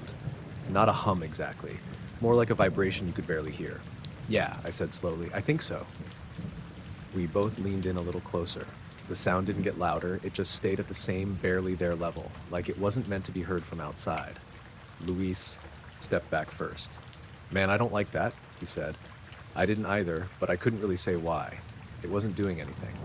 Just sitting there, warm, quiet, wrong. "We should probably just keep going," he said. "Yeah," I said. We moved on to the next row, but I kept glancing back at it. Every time it looked the same. No movement, no change. Just sitting there in the middle of everything else. About 20 minutes later, I noticed something else. The lights above that section were dimmer. Not by much. Just enough that the row looked slightly darker than the others. I walked back over. The crate was still warm, still giving off that same subtle feeling in the air. The faint sound was still there too. Luis stayed where he was. "You going back to it?" he called. "Just checking something." I looked up at the lights. They flickered once, not a full flicker, just a quick dip, then back to normal. I looked back at the crate, still unchanged. I reached out and touched it again. Same warmth, same steady temperature, no sign of cooling. I pressed my ear lightly against the side. The sound was clearer that way, still faint, still hard to define, but definitely there, a low, continuous vibration. Not mechanical, not like any machine I'd heard before, more like a tone that didn't quite stay in one place. I pulled back. "Okay," I said quietly. That was enough for me. I went back to Luis, and we finished the rest of the shift without mentioning it again. Neither of us wanted to be the one to bring it up. When we clocked out, I took one last look down that aisle. The crate was still there. Same spot, same as before. I came in the next day a little earlier than usual. I don't know why. Just wanted to see if it was still there. It wasn't. The entire section had been rearranged, not just that crate. The whole row. Different crates in different positions, like someone had come through overnight and shifted everything around. I walked down the aisle slowly, checking each one. None of them were warm. None of them had that feeling in the air. Nothing out of place.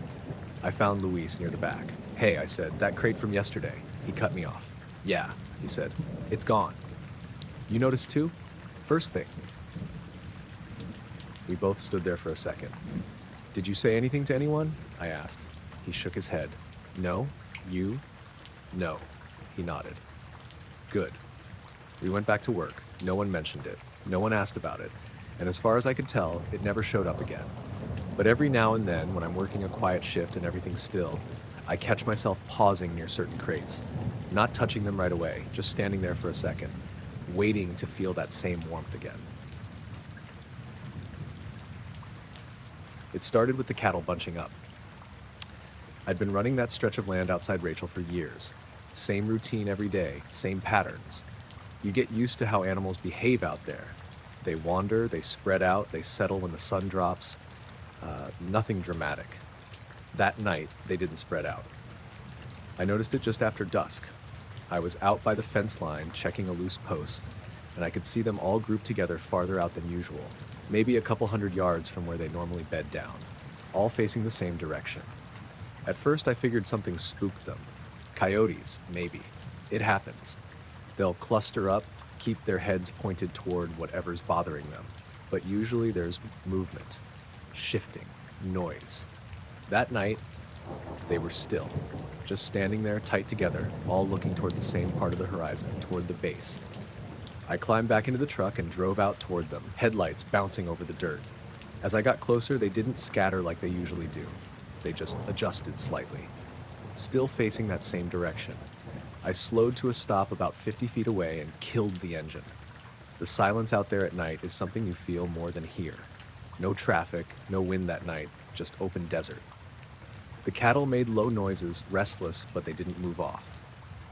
"What's got you like this?" I said, stepping out. I walked a little closer. Their ears were forward, eyes fixed. Not on me, past me. I turned and looked the same way they were. Nothing at first. Just the dark outline of the distant hills and the faint glow you always get out there from the facility, even when you're miles away.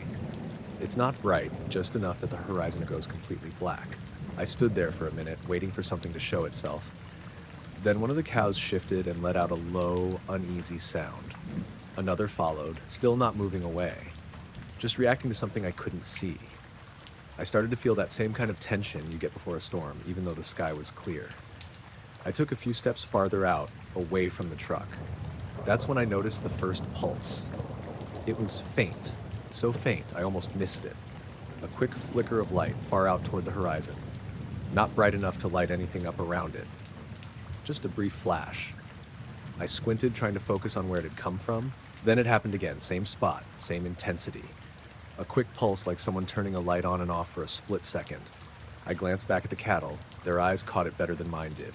For a moment, all those dark shapes had tiny reflections in their eyes, faint points of light.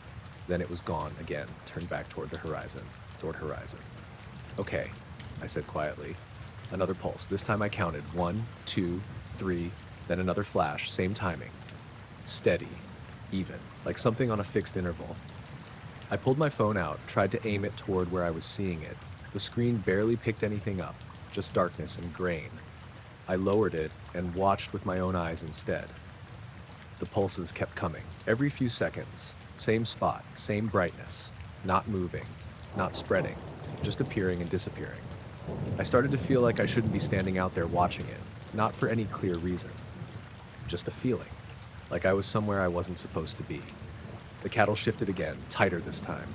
One of them tried to move away, then stopped, turning back to face the light, like they couldn't decide whether to run or stay. I stepped backward slowly toward the truck. The pulses continued. I kept counting without meaning to. 1, 2, 3, flash. 1, 2, 3, flash. It went on like that for a while, long enough that I lost track of time. The sky above stayed completely clear. No aircraft, no sound, nothing to explain it. Then, without warning, it stopped. No fade, no slowing, just nothing. The horizon went back to that faint, constant glow. The cattle didn't relax right away. They stayed facing that direction for another minute or two, like they were waiting for it to start again. Then slowly they began to break formation. A few turned away, others followed. Within a couple minutes, they were spreading out again, moving back toward their usual spots. Like whatever had held their attention was gone. I stood there a while longer, staring at the same spot. Nothing came back. Eventually, I got back in the truck and drove home. Didn't think much of it at first, just chalked it up as something I couldn't explain. But it happened again. Not the next night, not even the next week. But a few weeks later, same thing. Cattle bunching up, all facing that direction. Same faint tension in the air, same pulses of light, steady and even. Always at night, always clear skies, and always stopping the same way. Instantly. I started noticing something else too. On those nights, the radio in the truck would get weird. Static creeping in, even on strong stations. Sometimes a low hum underneath the signal, almost too low to notice unless you were paying attention. If I drove closer toward where I thought the pulses were coming from, the hum would fade, not get stronger, fade, like I was moving away from it instead of toward it. That part didn't make sense to me. Nothing about it really did. Now, whenever I see the cattle start to bunch up like that, I don't go out as far anymore. I stay closer to the truck, watch from a distance, wait for the first pulse, and every time it starts, I find myself counting again without meaning to.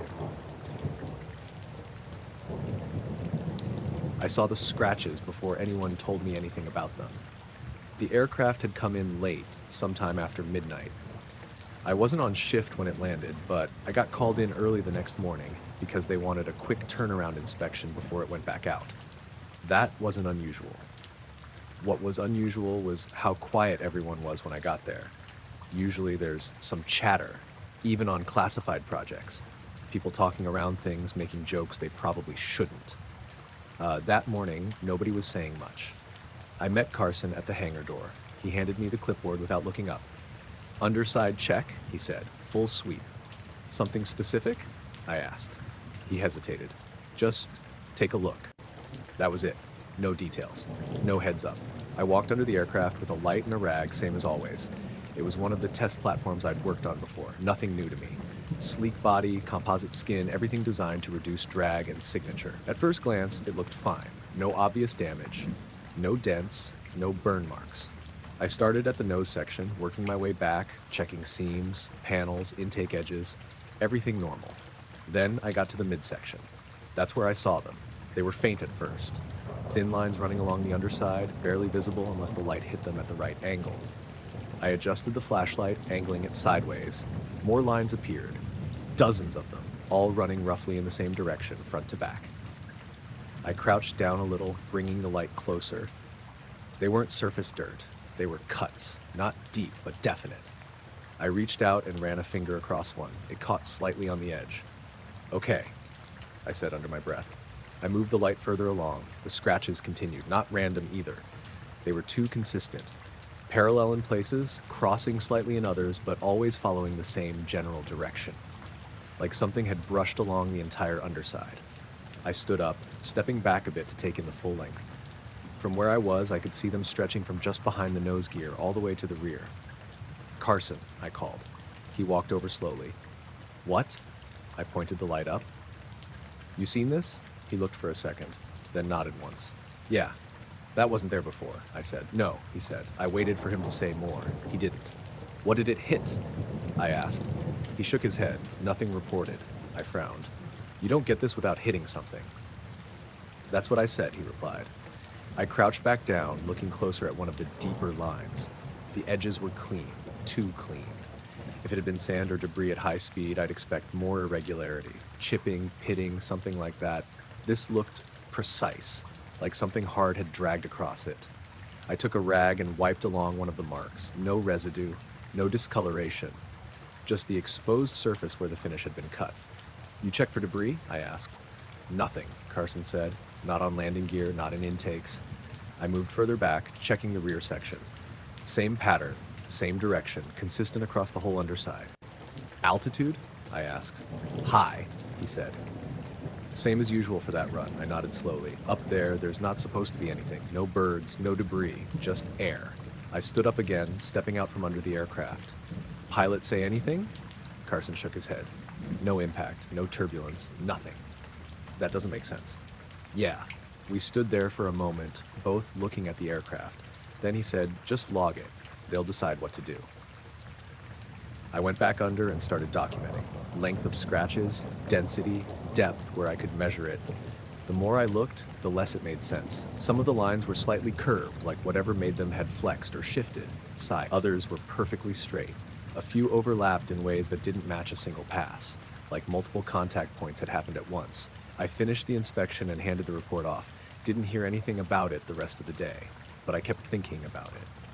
That night, I couldn't sleep.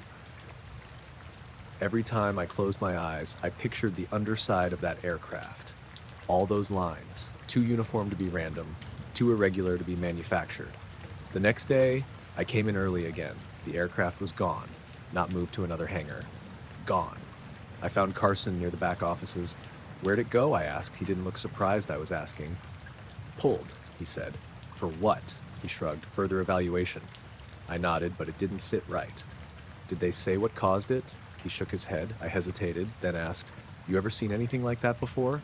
He looked at me for a second, then said, No. But he didn't say it like he meant it, more like he didn't want to say anything else. I let it go. For a while. A few weeks later, I was working on a different aircraft, routine maintenance, nothing unusual. I was under it, running checks along the same areas when I noticed something small. A single line, faint, barely visible, running along the underside. I froze for a second, then moved the light closer. It looked like the start of a scratch. Not deep, not fresh, but there. I ran my finger over it. Same slight catch, same clean edge. I stood up quickly, stepping back. Hey, I called to one of the other guys. This one come in recently? Yesterday. Hey, why? Just asking. I didn't say anything else. I finished the inspection, logged it as normal wear. Didn't mention the line. I don't know why. Maybe because I didn't want to hear the answer, or because I wasn't sure there was one. Now, every time I work on one of those aircraft, I check the underside first. Most of the time, there's nothing. Just smooth panels exactly how they should be. But every now and then, I see one. A single line or two. Always faint, always easy to miss, like whatever made them didn't always leave a full mark. And I find myself wondering how close they got to whatever it was before anyone noticed. I noticed it when I was going through the photos, not when I took them. That's what bothered me the most. I'd been out there a dozen times before, setting up along the same stretch of dirt road outside Rachel. You get a clean view of the sky, almost no light pollution, and if you angle things right, you can catch the glow from the base sitting low on the horizon. It was a warm night, no wind, just that dry desert air that makes everything feel sharper than it should. I set up around 10:30, tripod locked in, camera pointed slightly south toward the horizon. Long exposures, 30 seconds each, just letting the sky build itself in the frame.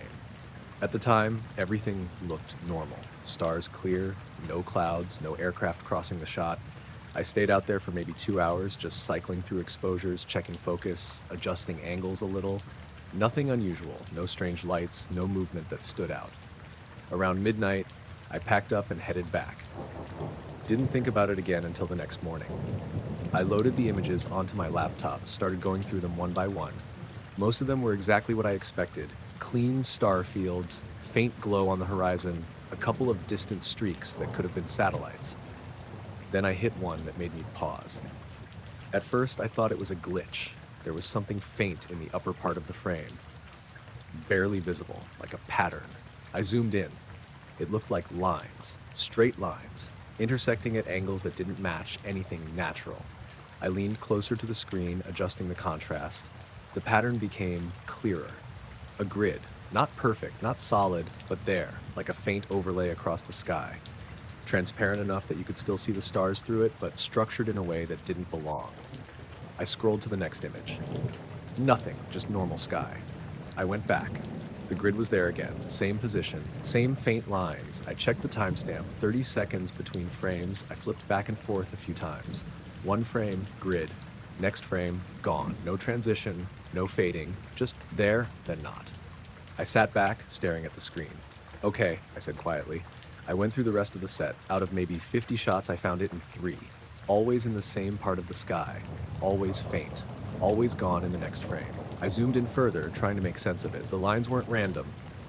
They formed a kind of pattern, like a mesh stretched across part of the sky. But it wasn't perfectly aligned with anything. Not the horizon, not the stars. It just existed there. I checked for artifacts, lens flare, sensor issues, anything that could explain it. Nothing matched. I even opened the raw files, thinking maybe it was something introduced during processing. The grid was there too. I sat there for a long time, going back and forth between frames. The more I looked, the less it felt like a mistake. It was too consistent, too structured, but also too faint to have noticed in real time. I tried to remember if I'd seen anything while I was out there. Anything at all. I hadn't. The sky had looked completely normal. That's what stuck with me.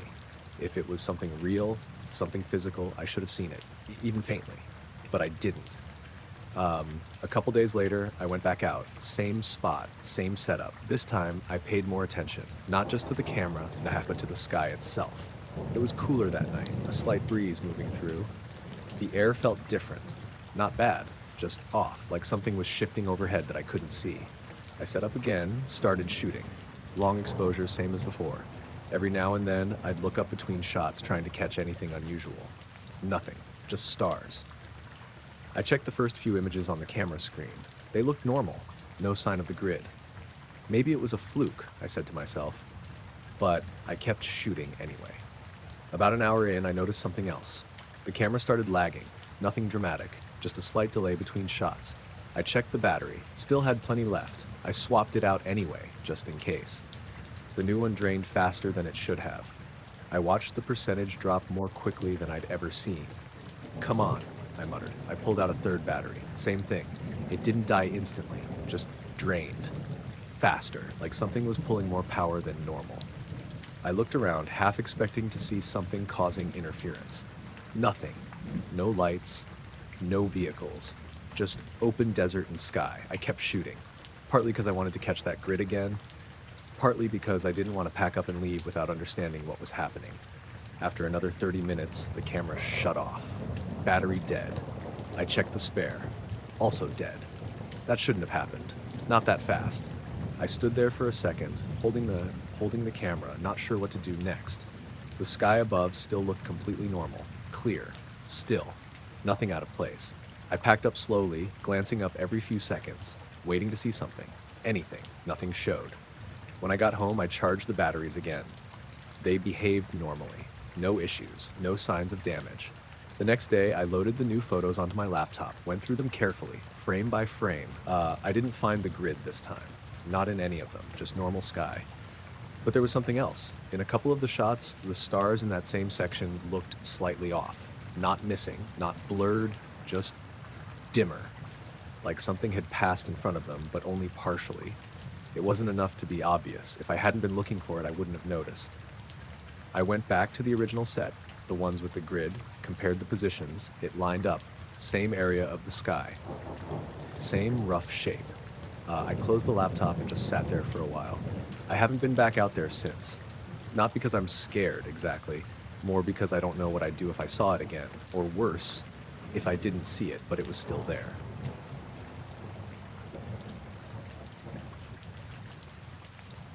It started as a faint tapping I almost ignored.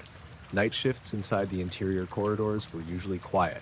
Not peaceful exactly, just empty. Long stretches of concrete and steel, fluorescent lights humming overhead, everything echoing a little more than it should. I was halfway through my patrol when I heard it the first time. 3 quick taps, then silence. I stopped walking, listening. Nothing. I figured it was just something settling, metal shifting, pipes knocking, one of those normal sounds you stop noticing after a while. I kept moving. A few seconds later, it came again. 3 taps, same spacing, same volume. I slowed down this time, turning my head slightly toward the hangar doors along the corridor. There were 6 of them in that section, all sealed. No scheduled activity listed for any of them that night. I stood there, waiting. The tapping didn't come right away. I was about to move on again when tap, tap, tap. Exactly the same. Not louder, not softer, just precise. I walked toward the nearest door, boots echoing lightly against the floor. The closer I got, the quieter everything else felt, like the air itself was holding still. I stopped about 10 feet from the door. Nothing. I took another step. Tap, tap, Tap. It came from inside, not the door itself. Behind it, I frowned, looking at the access panel beside the frame. The indicator was red, secured. No activity logged. Hello? I said, not really expecting a response. Nothing. I stepped closer until I was right in front of the door, pressed my hand lightly against the surface. Cold, solid, no vibration. I leaned in slightly, trying to hear it. For a few seconds, there was nothing. Then, tap, tap, tap. Clearer this time. Close enough that it felt like it was just on the other side. I pulled back, my stomach tightening a little. It didn't sound like machinery. It didn't sound random. It sounded intentional. Like someone knocking. But not on the door. Somewhere deeper inside. I stepped back and reached for my radio. Control, this is Harris, I said. I'm at Corridor C, Hangar 3, hearing intermittent noise from inside. Can you confirm scheduled activity? There was a pause. Negative, Harris. The voice came back. No scheduled operations in that section. Copy, I said, requesting a second unit. Stand by. I kept my eyes on the door while I waited. The tapping didn't come again right away. The silence stretched, long enough that I started to doubt what I'd heard. Then tap, tap, tap. Same pattern, same spacing. I counted without meaning to. 1, 2, 3, pause. Then nothing. I glanced down the corridor, still empty. The lights buzzed softly overhead. Everything looked normal. Too normal. How far out is backup? I asked into the radio. 2 minutes, came the reply. I nodded to myself, even though no one could see it. I shifted my weight, stepping a little to the side, like that would somehow give me a better angle to hear. The door didn't move. The panel stayed red. Everything stayed exactly the same, except for that sound. It came again. Tap, tap, tap. I leaned closer this time, pressing my ear lightly against the metal. The sound felt sharper that way, more defined, still soft, still controlled, not like someone banging or trying to get attention. Just tapping, deliberate, measured. I pulled back slowly. Okay, I muttered. My chest felt tight, like I'd been holding my breath without realizing it. I tried to think of explanations. Loose fixture, thermal expansion, anything. But none of those sounded like that. None of them repeated in clean sets of 3. I heard footsteps approaching from behind me. Relief hit faster than I expected. I turned to see Ramirez coming down the corridor. What have you got? He asked. I gestured toward the door. You hear anything? He stepped closer, listening. For a second, nothing happened. Then tap, tap, tap. His expression changed slightly. Yeah, he said. Been doing that for the past few minutes, I said. Same pattern every time. He glanced at the access panel. No activity logged? Nothing. He stepped up beside me, putting his hand on the door. Feels normal, he said. No vibration? I asked. He shook his head. We both stood there, waiting. The tapping didn't come again right away. The silence stretched longer this time. Ramirez looked at me. You sure it's not tap, tap, tap? It cut him off. We both turned back to the door. Same sound, same spacing. All right, he said quietly. He reached for his radio. Control, we've got audible noise confirmed at Hangar 3. Requesting clearance to access. There was a pause on the line. Longer than before. Stand by, came the reply. We waited. No tapping, no movement, just the hum of the lights. After what felt like too long, the radio came back. Negative on access, the voice said. Hold position. Ramirez frowned. Copy. He lowered the radio, looking at me. Hold position? I said. He shrugged slightly. We both turned back toward the door, waiting, listening. Nothing happened. The tapping didn't come again, not for a while. We stood there for maybe 5 minutes. 10. I lost track. No sound, no change. Just that sealed door in front of us. Finally, Ramirez exhaled slowly. Maybe it stopped. Yeah, I said. But it didn't feel like it had stopped. It felt like it had decided to stop. We stayed there a few minutes longer, just in case. Nothing else happened. Eventually, Control told us to resume patrol. No further action. No explanation. We walked away, both of us glancing back once or twice. The door stayed closed. The panel stayed red. Everything looked exactly the same as before. Later, when I checked the logs, there was no mention of the incident. No record of the call. No note about the request for access. Just a normal shift report. I asked Ramirez about it before we clocked out. You still hear it? I said. He shook his head. No. Think it'll happen again? He paused, then said, I don't know. Neither of us brought it up again after that. But now, whenever I pass that section of corridor, I slow down without thinking, not stopping, just enough to listen. And every time I do, I catch myself waiting for those 3 taps. I noticed it because the numbers dipped and came right back. At first, I thought it was just a bad read. We had a small monitoring station set up outside of Rachel, not on base, but close enough that we could track localized conditions across that part of the desert.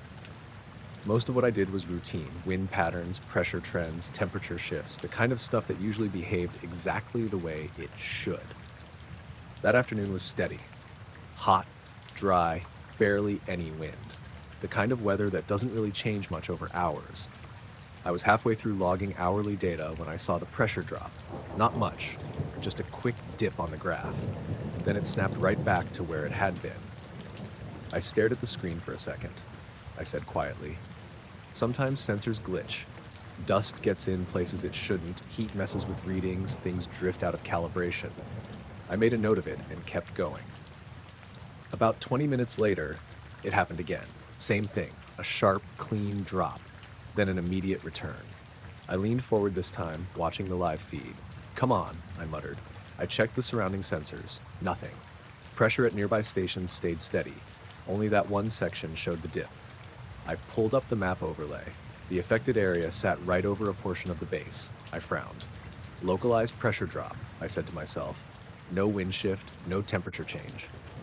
That didn't make sense. Pressure changes like that don't happen in isolation, not without something causing them. I checked satellite data, clear skies, no cloud cover, no storm activity within hundreds of miles. I leaned back, crossing my arms. All right, I logged the second event, marking it as anomalous. Then I waited. The rest of the afternoon passed without anything else happening. By evening, I'd almost convinced myself it was just a sensor issue. But I recalibrated the system anyway. Checked connections, ran diagnostics, everything came back normal. That night, I stayed later than usual, partly because I had nothing else going on, partly because I wanted to see if it would happen again. Around 9:30 it did. This time I was watching when it happened. The pressure line dropped, fast, not gradual. Like something pushed down on it and let go. Then it snapped back. Duration maybe 2 seconds. No change in any other readings. No wind, no temperature shift. Nothing. I zoomed in on the graph, checking the shape of the drop. It was clean. Too clean. No noise, no fluctuation, just a straight dip and return. "Okay, that's not normal," I said out loud. I checked the timestamp, 9:31. I waited. 5 minutes. 10. Nothing. Then, at 9:37, it happened again. Same pattern, same duration. I felt something tighten in my chest. That wasn't random, that was timing. I grabbed a notebook and started writing down the exact seconds. 9:31, 9:37, 6 minutes apart. I watched the clock. At 9:43, I was already focused on the screen, waiting. Nothing happened. I frowned. All right. Then at 9:44, a minute late, the pressure dropped again. Same way, same sharp dip. Then back. I tapped the pen against the desk. Not consistent, I said, but it was still too close to be coincidence. I pulled up a broader data set, checking historical records for anything similar. Nothing. No previous events matching that pattern. I stood up, walking to the window. From where I was, I could see the desert stretching out toward the base. Dark, flat, nothing moving. The sky was completely clear, stars sharp and bright. No clouds, no aircraft, no visible disturbances. I went back to the console. Another drop, 9:51. I didn't even need to look at the graph anymore. I could tell by the way the line moved. Sharp down, sharp up. I leaned closer to the screen, watching the numbers update in real time. The pressure dipped again. For a split second, the room felt off. I couldn't explain it. Not a sound, not a movement, just a subtle shift, like the air had changed density for an instant. Then it was gone. I sat there, staring at the monitor. Did I just imagine that? I asked quietly. I checked the readings again. Same as before. Localized drop. No spread, no ripple effect. Just that one section. I pulled up the satellite feed again, zooming in as much as I could. Clear skies, no thermal anomalies, no cloud formation, nothing. The next drop came at 9:58. This time, I felt it again. That same brief sensation, like the air around me compressed slightly, then released. It wasn't strong. If I hadn't been paying attention, I would have missed it. But it was there. I pushed my chair back, standing up slowly. The room was quiet. The equipment hummed softly. Everything looked normal. Except for the data. I grabbed my radio. "Station to control," I said. "You seeing any unusual pressure activity over your sector?" There was a pause. "Negative," the voice came back. "Conditions normal." I hesitated. Copy, I said. I didn't mention the dips, didn't mention the timing. I wasn't sure how to explain it without sounding like I didn't know what I was doing. The next drop came at 10:05, same as before. Same clean dip, same quick return, and that same brief feeling in the air. I stepped outside this time, stood just beyond the doorway looking out toward the desert. The night air felt still, no wind, no temperature shift, nothing obvious. I watched the horizon, waited. At 10:12, I felt it again, that slight pressure change, barely noticeable, but real. I looked toward the base, nothing. No lights changing, no movement, no sound, just the same quiet stretch of desert. I went back inside, checking the graph. Another dip, perfectly aligned with what I'd felt. I didn't stay much longer after that.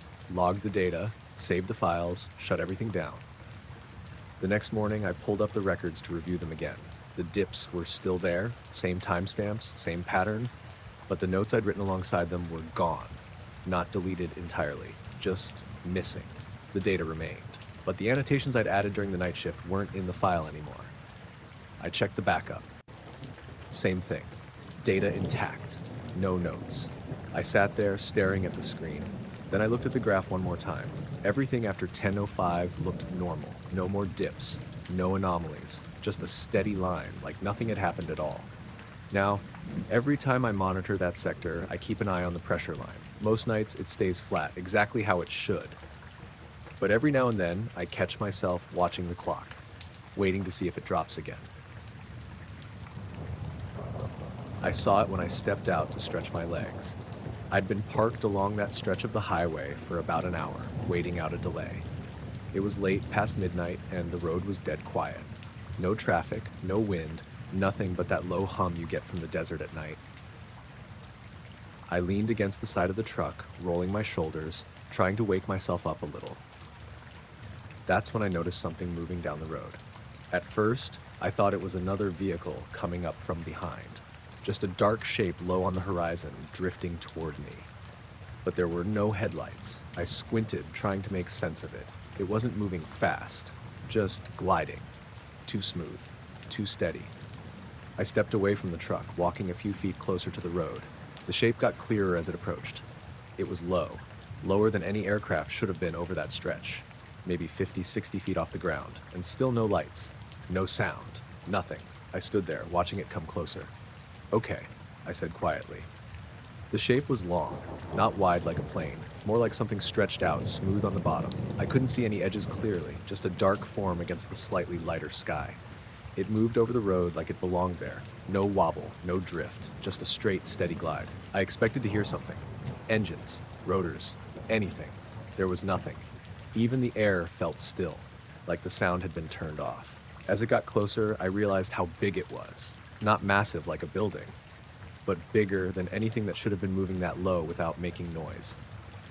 My first thought was drone, but it didn't fit. Too large, too quiet, too smooth. I took a few more steps forward without really thinking about it. The object passed directly over the road, maybe 100 yards in front of me. I could see the underside better now. Flat, uniform. No visible parts, no lights, just a dark surface that didn't reflect much of anything. It didn't block out the stars completely either. They dimmed slightly as it passed, like it was there but not fully solid. That part didn't make sense to me. I found myself holding my breath, watching it, waiting for something to happen. Nothing did. It just kept moving, slow, controlled. Then it started to bank, not sharply, just a gentle shift in direction like it was adjusting course. It turned toward the mountains off to the side of the road. The movement was smooth, no change in speed, no sign of effort, just a gradual curve. I turned with it, keeping it in sight. "Hey," I said out loud, not even sure why. It didn't react, didn't change. It just continued gliding toward the ridgeline. As it moved away, I expected it to disappear behind the mountains, but it didn't drop, didn't climb. It stayed at the same height, the same steady pace, until it reached the edge of the ridge. Then it slipped behind it. Gone. Just like that. No sound, no light, nothing left behind. I stood there for a while after, staring at the spot where it had vanished, waiting to see if it would come back up, or circle around, or do anything at all. It didn't. The desert went back to being quiet. The sky looked normal again, stars sharp and clear. I walked back to the truck slowly, my mind still trying to catch up with what I'd just seen. I got in, sat down, and just stared through the windshield for a bit. The road stretched out in front of me, empty.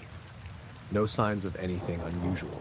I reached for my phone, thinking I should have recorded it, but even if I had, I wasn't sure it would have shown anything. The thing barely showed itself as it was. After a few minutes, I started the engine. The sound felt louder than usual, like the silence from before had been thicker. I pulled back onto the road, heading the same direction it had gone. I don't know why. Maybe I thought I'd see it again, or find something. Anything. The drive was normal, nothing out of place,